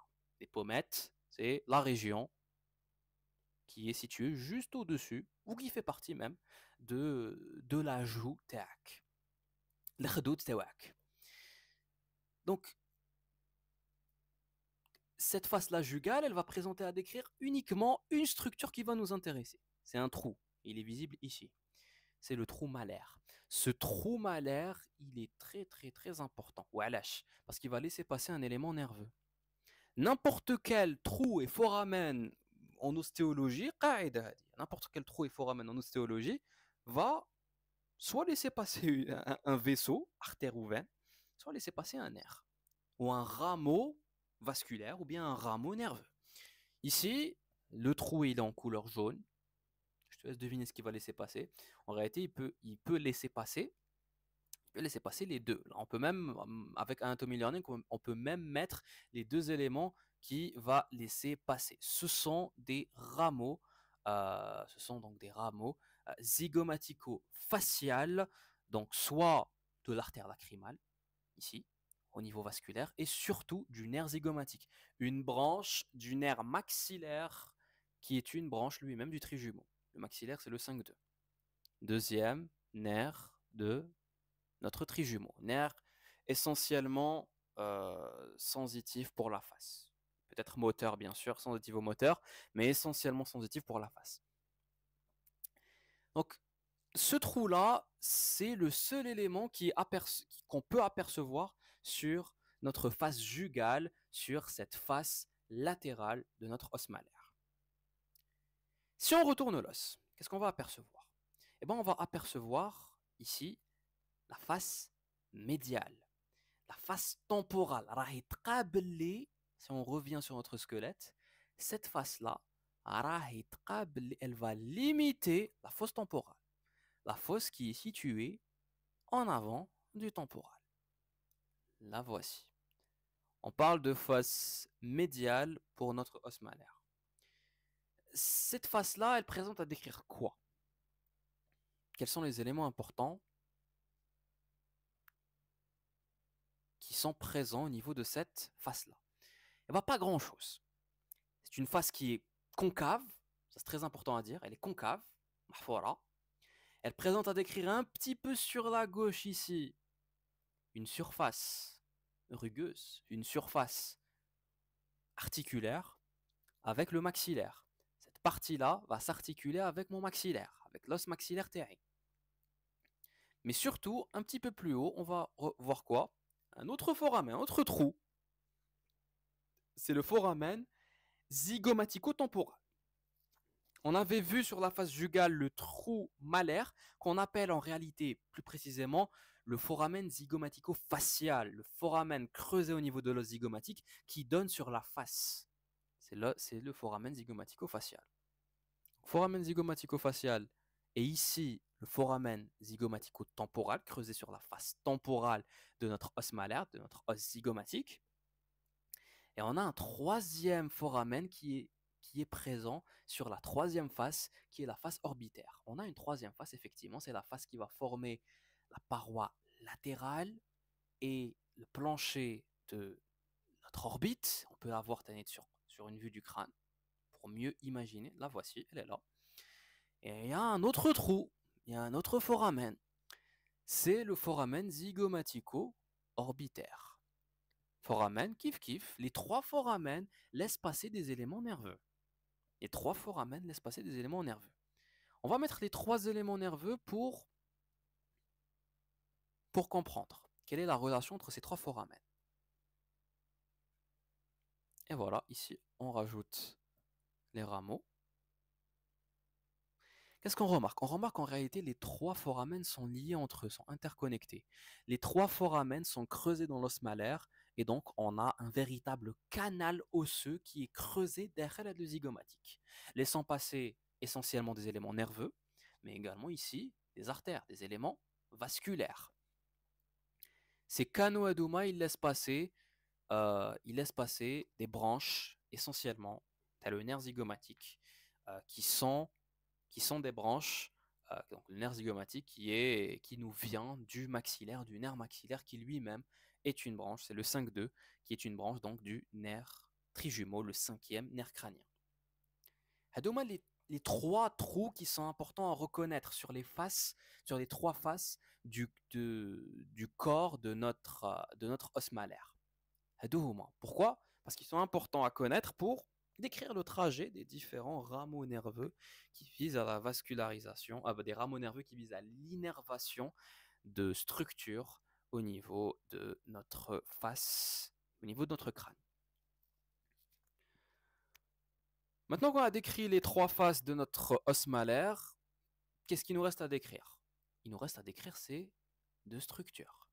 Processus frontal, processus temporal, ce sont deux processus qui sont des expansions, si tu veux, des angles de notre malaire qui vont s'articuler, comme leur nom l'indique, avec l'os frontal en haut et le temporal avec son processus zygomatique en arrière en arrière donc de notre face. Voilà les éléments les plus importants à décrire. Bien sûr, on peut décrire un petit tubercule qui est visible sur un des bords de notre os malaire, c'est le tubercule marginal. D'ailleurs, pour les bords, on a quatre bords, vu qu'il a une forme grossièrement, euh, grossièrement quadrilatère. On a un bord supérieur qui est dit orbitaire ou bien infraorbitaire. Ce bord-là, il permet de délimiter l'orbite. On a un bord antérieur qui n'a pas de, il n'a pas où ce mot il n'a pas de truc ici, Anatomy Learning. Il va s'articuler avec le maxillaire. On a un bord inférieur qui est dit massétérien, ouais, parce qu'on va attacher le muscle masséter à ce niveau-là. Et on a un dernier bord, un bord postérieur qui porte le nom d'ailleurs de bord temporal, qui va limiter la fosse temporale. Il limite donc, la face temporale et la fosse temporale, c'est très important. Et il va normalement permettre l'attache, l'insertion du fascia du muscle temporal à ce niveau-là. Voilà les éléments les plus importants à décrire pour notre os malaire. On a terminé avec l'os malaire, on va reprendre très rapidement notre diapo. Là, tu vois les différentes vues of Anatomy Learning, ce sont les schémas qui sont visibles sur le diapo. On n'a pas que deux faces. Là, il y a une face qui a été oubliée, il y en a trois. Une face latérale jugale relativement convexe qui présente à décrire rien d'intéressant mis à part un trou, le trou malaire, le foramen zygomatico-facial. On a la deuxième face qui est la face médiale, c'est la face concave qui présente une zone rugueuse qui permet l'articulation avec le maxillaire. Le maxillaire, le malaire, il est posé sur le maxillaire que tu vois ici, avec son bord et sa surface de liaison. On a aussi un autre foramen qui est présent ici, un autre trou, c'est le trou zygomatico-temporal. Et Tanit, on a une troisième face qui a été oubliée, c'est la face orbitaire. La face orbitaire qui, Tanit, présente un autre trou, un autre foramen. Les trois foramens sont liés entre eux, formant vraiment un canal, système canalaire à l'intérieur de cet os malaire, permettant le passage essentiellement d'éléments nerveux, mais également d'éléments vasculaires. Les quatre bords, il y a le bord supérieur, le bord inférieur, le bord postérieur et le bord antérieur. Ici, on les a nominés autrement. Le bord supérieur, c'est le bord antéro-supérieur. C'est le bord infraorbitaire. Il permet de limiter l'orbite. On parle du bord antéro-inférieur. On a le bord inférieur, c'est le bord maxillaire. On a aussi le bord postéro-sup. Le bord postéro-sup, c'est le bord postérieur. C'est le bord, certains auteurs appellent le bord donc postérieur, qui est le bord temporal. C'est le bord qui va limiter cette face temporale. Dernier bord, c'est le bord inférieur. Il est montré ici en numéro 6, mais c'est aussi celui-là. Ce bord inférieur, pourquoi est-ce qu'il est montré ici en rouge? Parce que c'est un lieu d'insertion musculaire. On aura le muscle masséter qui va s'attacher ici. On parle de bord massétérien. Massétérien. Voilà pour notre os zygomatique. Pour les articulations, bien sûr, les angles, comme on a dit, les angles vont s'articuler avec les os voisins, particulièrement deux de ces angles qui vont constituer des véritables processus, des véritables apophyses. Donc processus frontal pour le frontal et processus temporal pour l'articulation avec le temporal. L'intérêt clinique de la connaissance de la structure du malaire, donc de sa structure anatomique.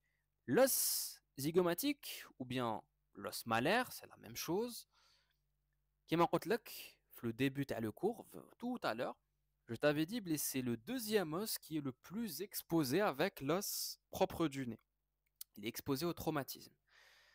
Les traumatismes, bien sûr, ça peut être des chutes, coup de vélo, كنت تمشي ولا تجري تحت. Ça peut être des coups, surtout si tu fais de la boxe ou la darab ou je sais pas où je dire. Donc ces différents traumatismes, يقيسوا si tu as un coup le nez, bah, traumatisme et fracture de l'os propre du nez. Et si tu as un coup au niveau de la joue et au niveau des pommettes, fracture du malaire. Le malaire, j'ai envie de te dire, il est fait pour être fracturé. Il sert de pare-choc pour le visage tac et il permet ainsi de protéger l'œil tac, le globe oculaire et donc la cavité orbitaire tac. C'est un os qui est très très très très très très exposé pour des fractures ou bien pour n'importe quel problème, n'importe quel traumatisme qui pourrait toucher une structure osseuse. On arrive aux derniers os qui vont constituer notre mâchoire supérieure. Le maxillaire, depuis tout à l'heure. Le maxillaire qui, l'ancienne nomenclature, était nommé le maxillaire supérieur. C'est un os très important. Il est connu par son nom. Il est énormément connu par son nom, mais très peu connu pour sa structure. Sa structure, elle est plus complexe que les os, plus complexe que le malaire maintenant. Ce maxillaire-là, c'est un os pair de la face, vraiment central au niveau de la mâchoire supérieure, et il va former avec son homologue contralatéral l'arcade dentaire supérieure. C'est un os alvéolaire qui va présenter des alvéoles, qui va présenter des foramen dans lequel je vais insérer les dents Tewei. Les dents, bien sûr, les dents de ma mâchoire sup. C'est un os qui a grossièrement une forme pyramidale, la forme d'une pyramide, avec un corps et 4 processus. Alors voici le maxillaire sur 2 vues, une vue frontale et une vue ici, une vue latérale, où on peut apercevoir les... C'est vrai que sa forme elle est difficilement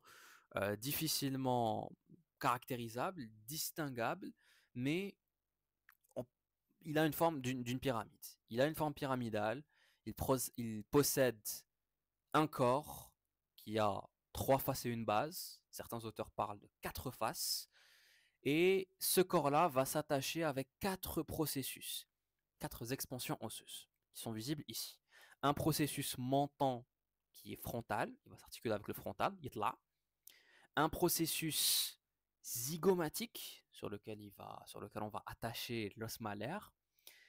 Un processus palatin, visible uniquement sur une vue latérale ici, ou là une vue inférieure, c'est le processus qui va permettre de former le palais osseux, permet de former les 2 tiers antérieurs du palais osseux, et on a un processus alvéolaire qui est une expansion donc, du corps du maxillaire sur lequel on va trouer, on va mettre des alvéoles et on va insérer nos dents. Grossièrement, voilà la structure de notre maxillaire. Pour mieux comprendre, il faut la modélisation 3D. Lui, c'est un os qui est obligatoire. C'est obligatoire d'utiliser la modélisation. C'est obligatoire d'utiliser la modélisation 3D avec ce maxillaire. Alors, le maxillaire, d'un point de vue survol, le voici. Tu vois ses relations et ses articulations avec les os voisins. Il se situe vraiment au centre de ta face, vraiment au plein dans le mille. Il va permettre de former 3 cavités au sein de ta face. C'est très important à retenir. Il forme la cavité orale, vu que c'est un os alvéolaire. Il va aider à former les fosses nasales. On l'a vu, il va aider à former, il contribue à la formation de la paroi latérale des fosses nasales. Et aussi, il forme l'orbite. Il forme le plancher de l'orbite. Et grâce à ça, on peut déjà voir les différentes faces. Tu as le maxillaire, tu as le corps du maxillaire. On va avoir une face nasale. On va avoir une face jugale pour la formation de la joue. On aura une face orbitaire. Et on a même une face postéro-latérale en arrière. Donc ça, c'est grossièrement la contribution de notre maxillaire. Au niveau des articulations, il est articulaire bien sûr avec le frontal, il est articulaire avec le malaire, il est articulaire avec, de par sa branche montante avec l'os propre du nez, avec le lacrymal, avec l'ethmoïde. Donc il a énormément d'os avec le cornet inférieur, cornet nasal inférieur, et bien sûr en arrière avec le palatin. Il entre en rapport avec la mandibule, mais il n'y a pas d'articulation entre les deux. Il y a un rapport entre les deux qui est bien sûr évident parce que bah, c'est la mâchoire inférieure, c'est l'arcade dentaire inférieure et l'autre c'est l'arcade dentaire sup, qui a un rapport, bien sûr ils sont très très proches, mais il n'y a pas d'articulation entre les deux. Les articulations, je viens de les citer. Malaire, frontal, os propre du nez, lacrymal, ethmoïde, cornée inférieure et palatin. Normalement, je n'ai rien oublié au niveau des articulations de ce maxillaire. Donc, vu que c'est un os qui est volumineux, c'est un os qui est situé au centre de ta tête, il va avoir du coup plusieurs éléments à décrire. Voici une vue sur notre maxillaire, une seule unique pièce, un seul maxillaire, sans les dents. On a enlevé les dents, on a enlevé les dents Tewana et on a placé les différents repères osseux importants à retenir pour ce maxillaire. Alors comme on a dit, c'est un os qui est formé par un corps, 4 processus. Les processus, ils sont en rouge, Beinin. Processus frontal, en haut. Ici, la surface adérugueuse, c'est le processus zygomatique, l'insertion du malaire. Donc quand on voit sur une vue latérale, qu'est-ce que je vois? Je vois le processus palatin, c'est une lame osseuse horizontale, transversale, qui va former le palais osseux. Et le tête, qu'est-ce que l'on a? Là où est-ce que je vais insérer mes dents que j'ai enlevées, c'est le processus alvéolaire. Si j'enlève les galets processus, je vais avoir un corps du maxillaire qui aura grossièrement une forme pyramidale. Une forme pyramidale avec 3 faces et une base. On peut citer même 4 faces de manière générale. La première face, c'est la face antérieure, la face jugale. Cette face antérieure jugale, elle présente à décrire quoi? Elle présente à décrire tout d'abord un trou. C'est le foramen infraorbitaire, le trou lié juste tête l'orbite. Ce foramen infraorbitaire, il est important, parce qu'il laisse passer un nerf, un élément nerveux. Le nerf maxillaire, tout simplement. La deuxième branche de notre trijumeau, qui passe par là. Au-delà de ce foramen infraorbitaire, important pour comprendre le trajet de certains nerfs, qu'est-ce que l'on a à décrire? On a une fosse, la fosse canine, qui est présente ici, une petite fosse, en regard des canines, et on atteint le jugum de la canine, donc une bosse qui est en regard de la canine qui est présente ici. À part ça, c'est tout ce que l'on a la face jugale, la face antérieure. Le maxillaire terne. Là, on est en train de voir notre maxillaire sur une vue postérolatérale. Sur cette vue postérolatérale, qu'est-ce que j'ai à décrire? La vue postérolatérale, c'est également, on appelle aussi la face infratemporale. Sur cette vue-là, qu'est-ce que l'on voit? On voit une tubérosité. C'est la tubérosité maxillaire, l'éminence maxillaire, qui est vraiment en bas de cette face infratemporale. Qu'est-ce que l'on voit également au-delà de cette tubérosité? On voit 2 petits trous en jaune. Ce sont des éléments, ce sont des orifices qui vont laisser passer des éléments nerveux. Les foramina alvéolaires, qu'on peut traduire en français totalement par foramen alvéolaire. Les foramina alvéolaires, ce sont des trous qui laissent passer, des foramen qui laissent passer des éléments nerveux. C'est tout. Voilà ce qu'il y a à décrire sur cette face infratemporale. On passe sur une vue en haut, avec la vue sur la troisième face, la face orbitaire, qui aide à former le plancher de l'orbite. Qu'est-ce qu'on a à décrire? On a à décrire un sillon. C'est le sillon infraorbitaire. Ce sillon infraorbitaire, il communique tout simplement avec le foramen infraorbitaire. Voilà. Là, tu réussis à voir que le foramen infraorbitaire ici, il se colore ici au fond par du bleu, le même bleu que tu as le fond. Bah, ça veut dire qu'il communique avec le sillon infraorbitaire. Kiff kiff, passage d'un élément nerveux. Ici, ce sera le V2, le 5-2, le maxillaire, le nerf maxillaire. un élément nerveux en rapport avec la deuxième branche du trijumeau. Zit, c'est tout ce qu'on a à décrire, c'est le seul élément important à décrire à ce niveau-là. Zit. On passe vers la face nasale. Et la face nasale, c'est la face qui aide à la formation de la paroi latérale des fosses nasales. La voilà. Cette face nasale, on l'appelle également la base de notre maxillaire. C'est la quatrième face de notre corps, du corps de l'os maxillaire. Présente à décrire quoi? Déjà, cette face nasale, elle est divisée en deux parties. Alors, elle est مقسومة على زوج. مقسومة على زوج par quoi? Par le processus palatin.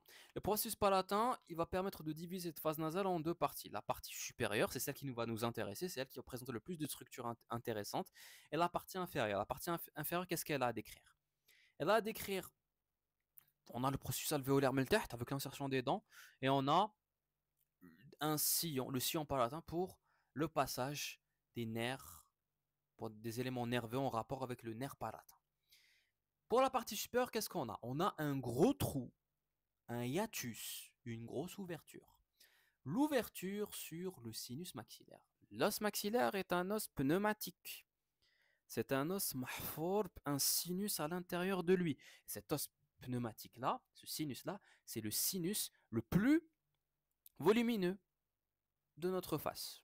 C'est le sinus, la cavité aérique ou la aérienne, la plus volumineuse au niveau de notre face. Et l'ouverture est au niveau de la face nasale. Qu'est-ce qu'on a à décrire également? On a à décrire deux crêtes. Premièrement, une crête ethmoïdale. Cette crête ethmoïdale va permettre l'articulation avec l'ethmoïde. Plus précisément avec le cornet, on aura un rapport, une liaison avec le cornet moyen de l'ethmoïde. Mais le tête, on a une deuxième crête. C'est la crête conchale. Une crête, la voici, elle est là en rouge, une crête qui permet en fait l'insertion, l'articulation avec le cornet inférieur. On l'appelle crête conchale, elle a dire le cornet inférieur, le cornet nasal inférieur. Au-delà de ça, ce sont les éléments les plus, voilà, ce sont les éléments les plus marquants que je peux citer au niveau donc du corps de notre maxillaire. On a bien sûr les quatre processus très importants à citer. Le processus zygomatique, insertion de l'os malaire. Le processus frontal, qui est la branche montante du maxillaire. Cette branche montante, elle va présenter à décrire quoi? Elle a une crête. Elle a la crête lacrymale antérieure. Cette crête lacrymale antérieure va permettre de délimiter avec l'os lacrymal, ici au niveau donc de l'incisure lacrymale, là bien sûr, permettre de délimiter une gouttière, le sillon lacrymal, qui permet donc le passage des larmes de la cavité orbitaire vers les fosses nasales. On a bien sûr sur une vue sup et même sur une vue inférieure, on peut apercevoir ce fameux processus palatin qui, avec son homologue contralatéral, va nous former les deux tiers antérieurs du palais osseux. Voilà ce que l'on a à citer au niveau de notre os maxillaire. Bien sûr, on a plusieurs bords. Je ne vais pas citer les bords. Le seul bord important à connaître, du moins de par sa contribution, c'est le bord antérieur du maxillaire qui va former l'orifice piriforme, qui va former avec l'os propre du nez l'orifice piriforme, l'orifice d'entrée des fosses nasales. On a terminé avec le maxillaire. Comme on a dit, le corps est creusé d'une grosse cavité qui est le sinus maxillaire. On termine avec le dernier os de la mâchoire de la mâchoire supérieure, avant d'entamer la mandibule, où est-ce qu'on va aller très rapidement, c'est le palatin. Le palatin, c'est un os relativement complexe à comprendre, nous avons une modélisation 3D. C'est un os pair de la mâchoire sup qui a une forme de L. Là, tu as une vue postérieure du palatin. Là, tu as une vue latérale du palatin. Une vue médiale. Oh non, une vue médiale du palatin pour être plus exact. C'est un os en forme de L qui va présenter deux lames à décrire. Une lame verticale et une lame horizontale. Ces deux lames qui ils forment un angle pratiquement de 90 degrés, un angle droit. Zawiya qa'ima. Alors, il est situé où, le palatin? Le palatin, il est situé en arrière du maxillaire et en avant du sphénoïde. Il est en arrière de ton maxillaire. Ça, c'est une vue, tu l'auras remarqué et j'espère que tu l'auras deviné. C'est une vue, au-delà bien sûr de la vue sur le crâne, c'est une vue latérale des fosses nasales. On est en train de voir la paroi latérale des fosses nasales. Pas la paroi médiale, pas le septum, pas la cloison. On est en train de voir la paroi latérale des fosses nasales. Donc tu vois évidemment l'ethmoïde avec ses deux cornets, supérieur et moyen. Tu vois le cornet inférieur. Tu vois le maxillaire. Et ici en vert, tu vois le palatin. Le palatin est situé en arrière du maxillaire, donc l'os maxillaire est situé en avant de lui. C'est logique, ce sont des détails QCM importants à maîtriser. Et il est situé en avant, l'os palatin est situé en avant des processus ptérygoïdes de notre sphénoïde. Le processus ptérygoïde est l'élément osseux qui est en arrière l'irahu, qui va avoir une articulation avec, qui va s'articuler avec ce palatin, où rahu il shidli le palatin, et par analogie, le processus ptérygoïde il shidli les éléments qui sont en avant du palatin, donc garde la mâchoire supérieure. Tout le massif facial supérieur à la mjdoud par le processus ptérygoïde. Donc voilà pour là on a une vue ténètre latérale sur notre processus palatin, là tu le vois, la liaison avec le maxillaire, il est solidaire de ton maxillaire et il a une forme caractéristique en L avec plusieurs éléments à décrire. Donc, pour décrire ces éléments-là, rien de tel que la modélisation 3D bien sûr. Donc le palatin c'est un os qui doit être manipulé par la modélisation, parce que sinon tu ne peux pas le comprendre à 100%.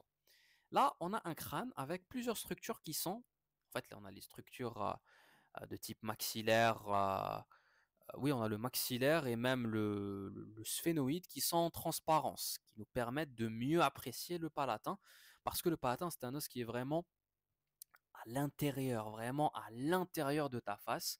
Tu remarques même la silhouette ici du sphénoïde. Il est à l'intérieur de ta face, donc c'est compliqué de le remarquer. Il y a plusieurs os qui sont en train de le couvrir. Alors le voilà, donc les deux palatins Tewei, ils sont de couleur bleue, tu l'auras remarqué. Et ces deux palatins, ils ont une forme de L. Si j'enlève, vas-y, on va enlever ces éléments au son, on enlève le maxillaire et tu remarques le fameux L visible sur une vue frontale du palatin. Le schéma tamorbel sur le diapo, tu étais en train de voir le palatin sur une vue postérieure et tu étais en train de le voir sur une vue médiale. Donc ce palatin-là, comme on a dit, il a un rapport très important avec le sphénoïde et il a un rapport très important avec le maxillaire. Ce ne sont pas les seuls os avec lesquels il va s'articuler. Il s'articule également avec l'ethmoïde et il s'articule avec le cornet inférieur. Donc ces deux os-là vont laisser des crêtes, des empreintes sur la lame verticale du palatin. On va voir ça juste Douka maintenant. Voilà le palatin terré avec les repères osseux théoïdes. Tu vois euh, un L avec plusieurs éminences osseuses, comme tu peux le voir.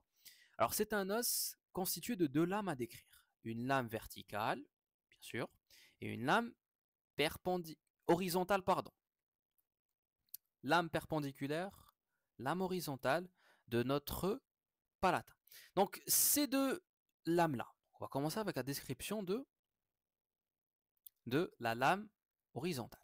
Alors cette lame horizontale, grossièrement, lamelle osseuse, pas grand-chose à décrire, elle a deux faces. Une face supérieure nasale et une face inférieure qui est dite palatine. Une face inférieure est trabellée la cavité orale, la bouche, la cavité buccale, et une face supérieure est chauffe les fosses nasales. Elle est trabellée donc les fosses nasales. Les deux lames horizontales vont se relier, donc les deux lames, la lame Hadi avec son homologue contralatéral, vont, une fois l'articulation faite, nous former une crête. C'est la crête nasale. Cette crête nasale-là qui va se continuer même sur les processus palatins du maxillaire et permettre la liaison, entre autres, du vomer. Je finis le début le cours. Là, voilà la crête nasale. Au-delà de ça, ce sont les seuls éléments importants à dire sur cette lame horizontale. Les éléments les plus importants à décrire se trouvent au niveau de la lame verticale. Alors cette lame verticale, elle présente deux faces ténites à décrire. Une face nasale, qui est médiale, et une face maxillaire, qui est la face latérale de notre os, de notre os palatin. Parce que comme on a dit, le palatin il est lié en arrière avec le processus ptérygoïde du sphénoïde. En latéral, il va être lié, et même en avant, avec le maxillaire. Il est lié à l'ethmoïde et à le cornet nasal inférieur également. Donc les éléments qui vont être liés, qui vont être articulaires avec le palatin. Sur la face nasale, on a à décrire deux crêtes. Crête ethmoïdale, crête conchale, qui m'a la face nasale tel maxillaire en réalité. Crête ethmoïdale, crête conchale, ça permet l'articulation de l'ethmoïde en haut, la liaison avec l'ethmoïde, et ici la liaison, l'articulation avec le cornet nasal inférieur, qu'on peut voir très très facilement la modélisation. Vas-y, on va le voir juste ici. On peut le voir avec la transparence, c'est un peu compliqué, quoique on peut voir, voilà, on peut voir très très bien sur une vue postérieure la liaison avec le cornet nasal inférieur, sur la crête conchale. Et on peut même voir un petit peu en haut, c'est plus compliqué, mais normalement c'est faisable. La liaison, je ne sais pas si tu as réussi à voir là où est-ce que je mets ma souris, avec l'ethmoïde. En tout cas, ce sont deux crêtes qui permettent l'insertion et le rapport avec d'autres éléments osseux du massif facial et crânien. Donc crête conchale, crête ethmoïdale, important à retenir, sont des éléments osseux présents sur cette face nasale. Et bien sûr, sur la face maxillaire latérale, qu'est-ce qu'on a à décrire? Mis à part des canaux, des orifices qui permettent le passage de nerfs. Donc on aura des nerfs palatins qui vont passer par là. On aura bien sûr ici on a les sillon grand palatin qui laisse passer nerf palatin avec l'artère palatine descendante également. Donc on aura des artères et des nerfs qui passeront par ces orifices-là en rapport avec le maxillaire, qu'on étudiera peut-être en temps et en heure, mais c'est tout ce qu'il y a à décrire. En revanche, les extrémités de la lame, elles sont importantes à voir. Tu remarques des parties en rouge. Les parties en rouge, les os de la face, tu sais ce que ça signifie? Ça signifie que ce sont des processus. On a trois processus au niveau de notre palatin. Le premier, il est inférieur, c'est le processus pyramidal. Il est visible sur une vue postérieure. Il a la forme d'une pyramide, tout simplement. Ce processus pyramidal, il est important, parce que qu'on kharj les deux lames médiale et latérale, tel processus ptérygoïde, et il va permettre l'attache d'un muscle, du muscle ptérygoïdien. Regarde bien. Regarde bien notre processus pyramidal. Il est vraiment par rapport, il est circonscrit par les deux lames latérales et médiales de processus ptérygoïde. Ce sera un lieu d'insertion musculaire. Je vais insérer le muscle ptérygoïdien médial à ce niveau-là, au niveau du processus pyramidal de notre os palatin. Ça, c'est le premier processus. Deuxième processus, les deux autres, on a un processus qui va globalement se lier au sphénoïde, on l'appelle le processus sphénoïdal, et on a le troisième qui est le plus important à retenir, c'est Adam, le plus haut. Alors, il n'a pas de... Ah si, il est là. C'est le processus orbitaire. C'est un processus qui va aider à il va contribuer à la formation de l'orbite. Hawlik, il est là. Il est là, il est présent ici, et ici, sur l'orbite. Il aide à former le fond de l'orbite. Donc on est en face d'un os. qui, qui met le maxillaire, il va former la cavité orale, le plancher, la voûte palatine de la cavité orale. Il va former, qui met le maxillaire, les fosses nasales, la paroi latérale des fosses nasales. Et il va être formé avec ces toutes petites parties, ce tout petit processus orbitaire, il va être formé le plancher de l'orbite. Là, tu le vois, au niveau de l'orbite. Donc, c'est un os très important qui aide à former les trois cavités présents au niveau de notre face. Donc, voilà la description de notre palatin. On ne va pas décrire les bords, c'est pas important. Mis à part avec le bord sup, entre le processus sphénoïdal et le processus orbitaire, il y a une incisure, très très voyante d'ailleurs. Hein. C'est l'incisure sphénopalatine qui va séparer les deux processus. Voilà les éléments plus importants à retenir pour la description de notre palatin. On termine notre cours avec le dernier os qui est la mandibule. L'os, l'unique os qui aide à la formation de notre mâchoire inférieure, qui aide à la formation du massif crânial, du massif facial inférieur. Alors, la mandibule, tu le sais, c'est l'os qui est visible ici sur ce schéma en bleu et qui est un os très très volumineux au niveau de notre tête osseuse. C'est un os, c'est le seul os mobilisé sur notre tête osseuse tout simplement. Il va former avec le temporal une articulation très très importante qui est l'ATM, la temporomandibulaire, qui est l'articulation qui te permet d'ouvrir et de fermer la cavité orale d'ouvrir et de fermer la bouche te permettant par la même occasion de parler, de chanter, de respirer avec la bouche si tu en as envie, et surtout de mastiquer pour pouvoir te nourrir et manger. D'un point de vue description, c'est un os impair, on n'en a qu'un seul exemplaire, médian, symétrique. Alors lui, c'est un véritable os symétrique par rapport à son axe. Le côté droit et le côté gauche sont similaires, kiff kiff, et il va constituer le squelette de notre menton. Il a une forme générale de U ou bien de fer à cheval, et il est constitué de deux grands éléments. Un corps qui est la partie horizontale de ma mandibule, un corps qui va être arqué. Il a lui aussi une forme de U. Il va avoir une concavité postérieure et ce corps-là va se prolonger en latéral et en haut par deux branches montantes. Deux branches montantes mandibulaires qu'on appelle également les ramus. Les ramus de la mandibule. Entre les deux ramus, ou les deux branches montantes et le corps, on va avoir un angle, l'angle mandibulaire qu'on appelle également le gonian.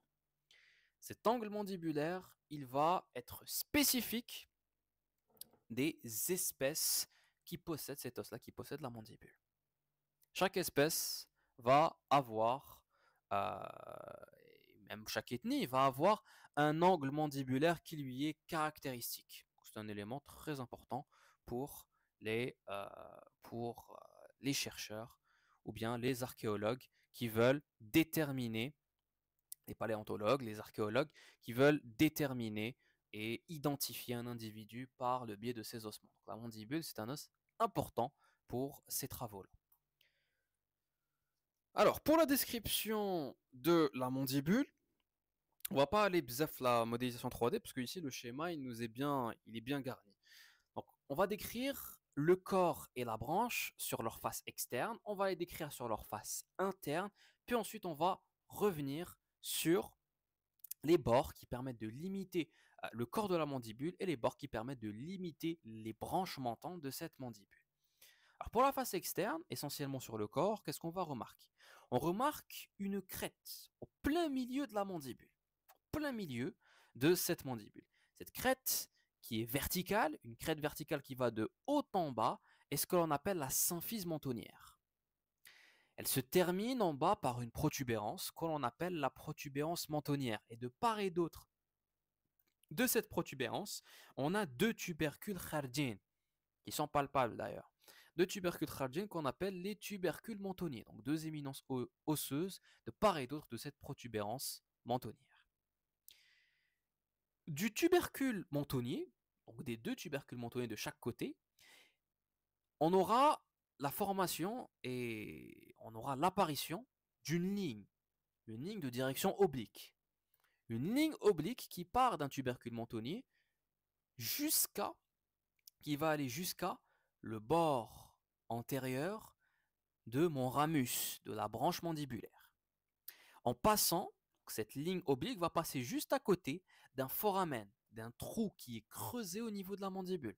On a vu qu'il y avait un trou l'os malaire, on a vu qu'il y avait un trou le maxillaire. Ici aussi, il y a un trou au niveau de ma mandibule. C'est ce qu'on appelle le foramen mentonnier. C'est un foramen, un orifice qui est situé en dessous de la deuxième prémolaire. Et cet orifice-là, il va être en réalité la porte d'entrée à un canal. Un canal qui a un autre orifice vers l'intérieur. Cet autre orifice vers l'intérieur, c'est le foramen mandibulaire, visible sur la face interne de la branche montante de la mandibule, sur la face interne de mon ramus mandibulaire. Le foramen mandibulaire avec le foramen mentonnier nous forment en réalité un canal. Ils forment deux orifices qui permettent de lier entre eux un canal qui est creusé dans l'épaisseur de ma mandibule. C'est le canal dentaire inférieur, laissant passer des éléments vasculaires et nerveux, cette fois-ci essentiellement nerveux, pour l'innervation de mes dents, pour l'innervation des dents, pour l'innervation des dents qui forment l'arcade dentaire inférieure.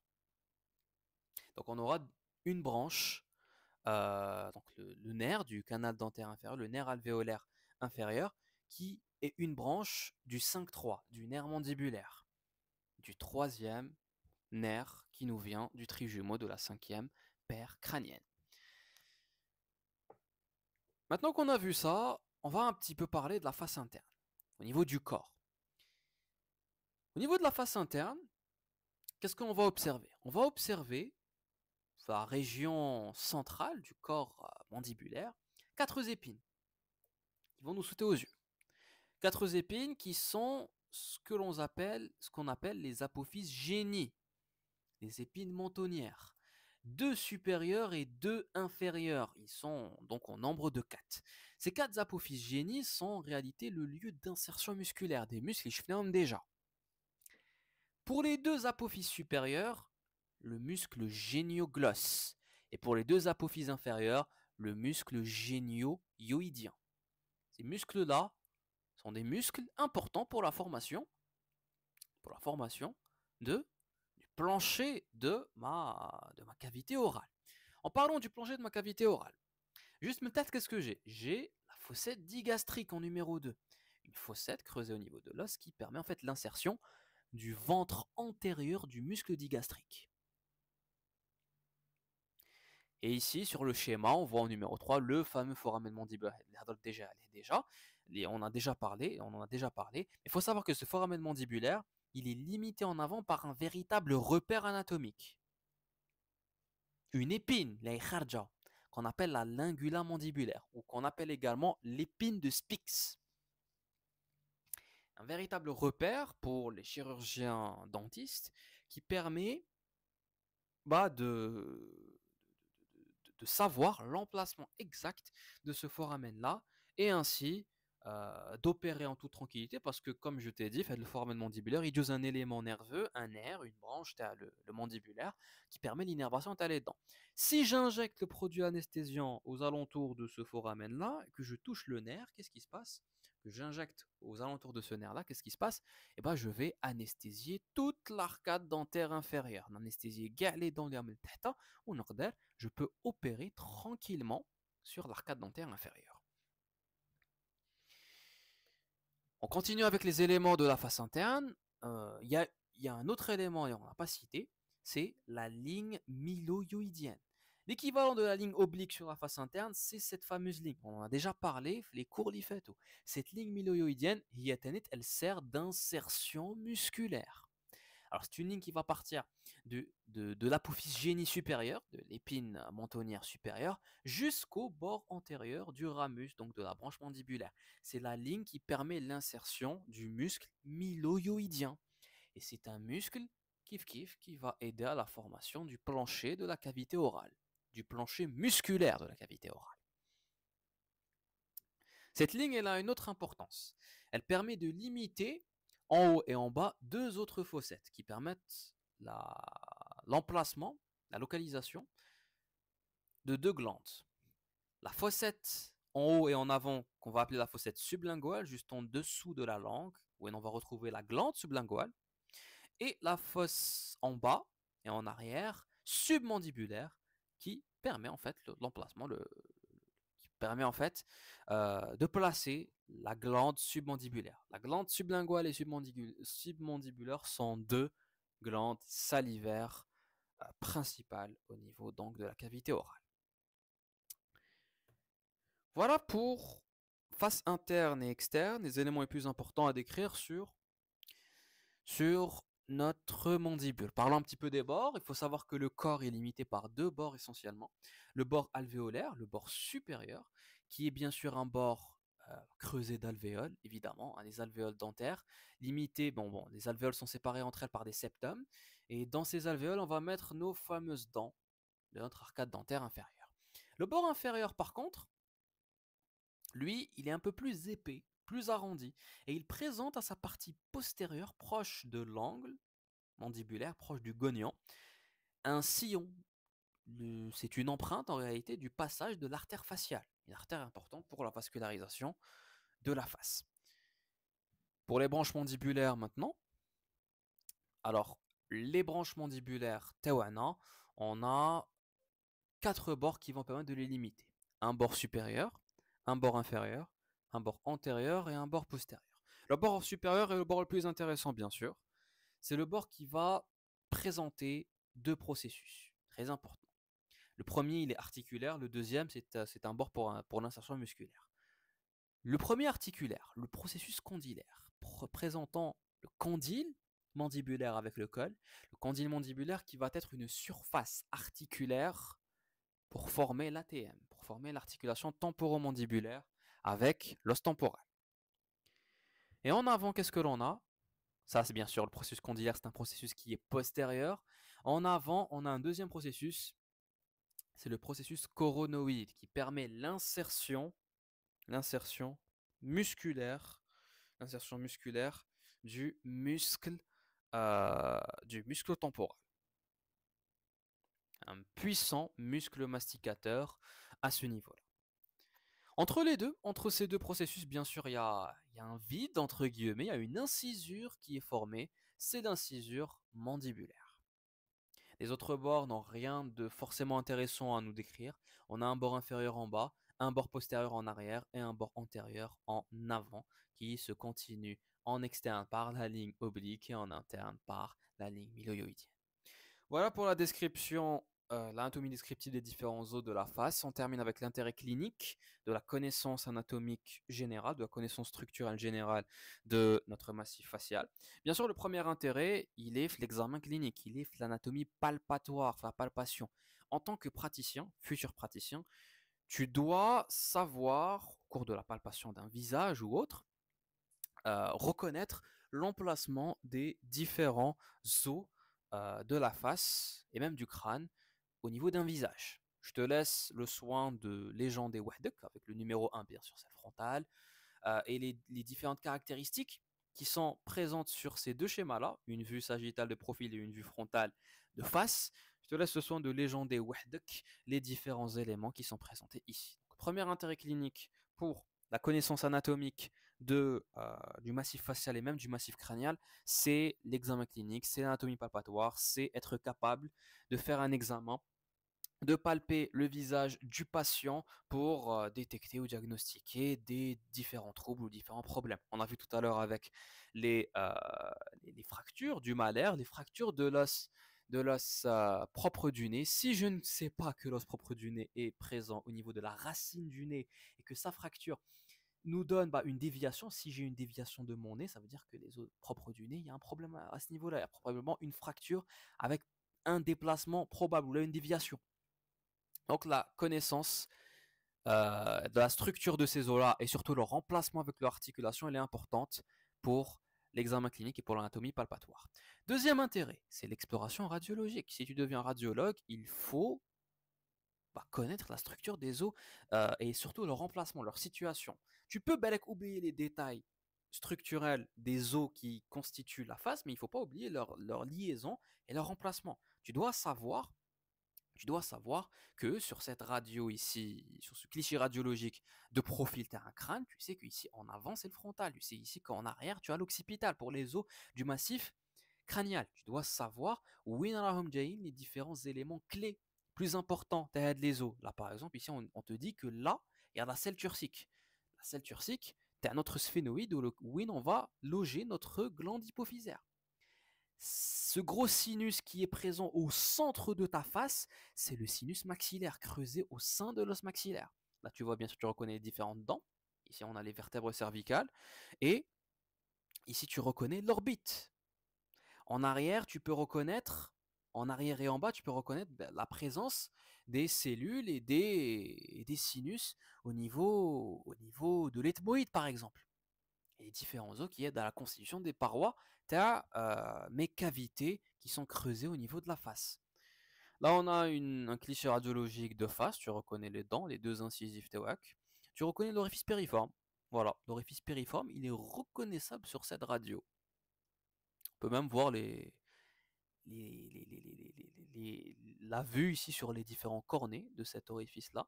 Et si on voit l'orbite, donc l'empreinte à les orbites. Bien sûr, si on veut, sur une exploration radiologique, sur un examen en imagerie, observer plus en détail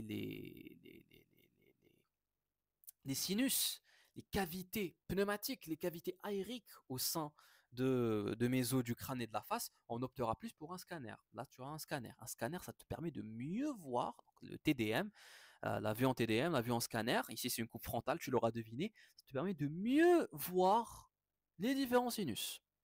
Et là, qu'est-ce que je vois? Je vois le sinus maxillaire. Le sinus maxillaire, c'est un sinus très très volumineux. Il est creusé dans mon os maxillaire. Là, tu vois bien sûr l'empreinte et les orbites. Là, tu vois bien sûr le crâne avec le frontal. Et ici, on voit les fosses nasales. Ici, on nous a montré le cornet nasal inférieur. Un peu en haut, qu'est-ce que l'on voit? Ça, c'est quoi? Ça, ce sont les cellules ethmoïdales. Les cavités qui sont creusées au niveau de l'ethmoïde. Et là, qu'est-ce que l'on a? On a une particularité de notre ethmoïde, c'est l'apophyse Christagalli qui est présent ici. Donc là, ce sont des éléments importants, donc ce sont des éléments clés importants au niveau structurel que tu dois garder en tête, la structure et la morphologie anatomique des différents os de la face et du crâne qui peuvent te servir en clinique, en tant que praticien, qui peuvent te servir en imagerie. Voilà, on a terminé notre cours. J'espère que ça vous a plu. On se retrouve une prochaine fois, Inch'Allah, pour une prochaine vidéo. Je sais, les cours d'anatomie, de l'unité, ils sont relativement longs, surtout de l'ostéologie. Pourquoi? Parce que je m'obstine à utiliser Anatomy Learning. Je sais, les cours ramtawal, je sais, on a 2 heures chaque vidéo. Massif crânien, 2 parties, 2 heures chaque partie. Le massif facial, je l'ai fait en 2 heures. Mais c'est vraiment pour détailler, manipuler, comprendre la structure des os. Ça ne me sert à rien de bâcler l'étude t'as un os, de bâcler l'étude t'as les os, en allant rapidement. Je peux te faire une vidéo d'une demi-heure. C'est pas un problème. Regarde une vidéo t'as une demi-heure, une vidéo t'as 20 minutes, mais je vais pas utiliser Anatomy Learning, je vais pas utiliser la modélisation 3D, je vais pas prendre mon temps en décortiquant chaque élément t'as la morphologie, t'as les os. Je vais juste bâcler, donner les trucs essentiels. Mais ça, c'est le but, c'était une vidéo résumée à la limite. Et même les vidéos résumées, n'a les détails. Je peux te faire une vidéo très très courte en 20 minutes, en 15 minutes, mais ne t'attends pas à ce que tu puisses comprendre rapidement, facilement, les éléments, les cours. Parce que les ce sont des cours très très chargés. Je de le cours en une demi-heure, ou là en 1h30, ou là en 1 heure. À la limite, en 1h30, 1 heure, c'est faisable. Mais 20 minutes, دراك حايب تفهم كاع les éléments تاع كاع les os تاع la face, toutes leurs caractéristiques, toute leur vue, la vue postérieure, les différentes faces qui vont constituer, les différents processus, les différents tubercules, les éminences, les foramen, les hiatus, qui sont présents au niveau de chacun des os de la face, avec leur situation et leur articulation, tu peux pas le faire en 15 minutes, 20 minutes. C'est pour ça que je prends beaucoup de temps à faire des vidéos. En tout cas, voilà, j'ai pas envie qu'il y ait 2 heures. Pour toi, bien, bqa ala khair. Wassalamu alaikum wa rahmatullah.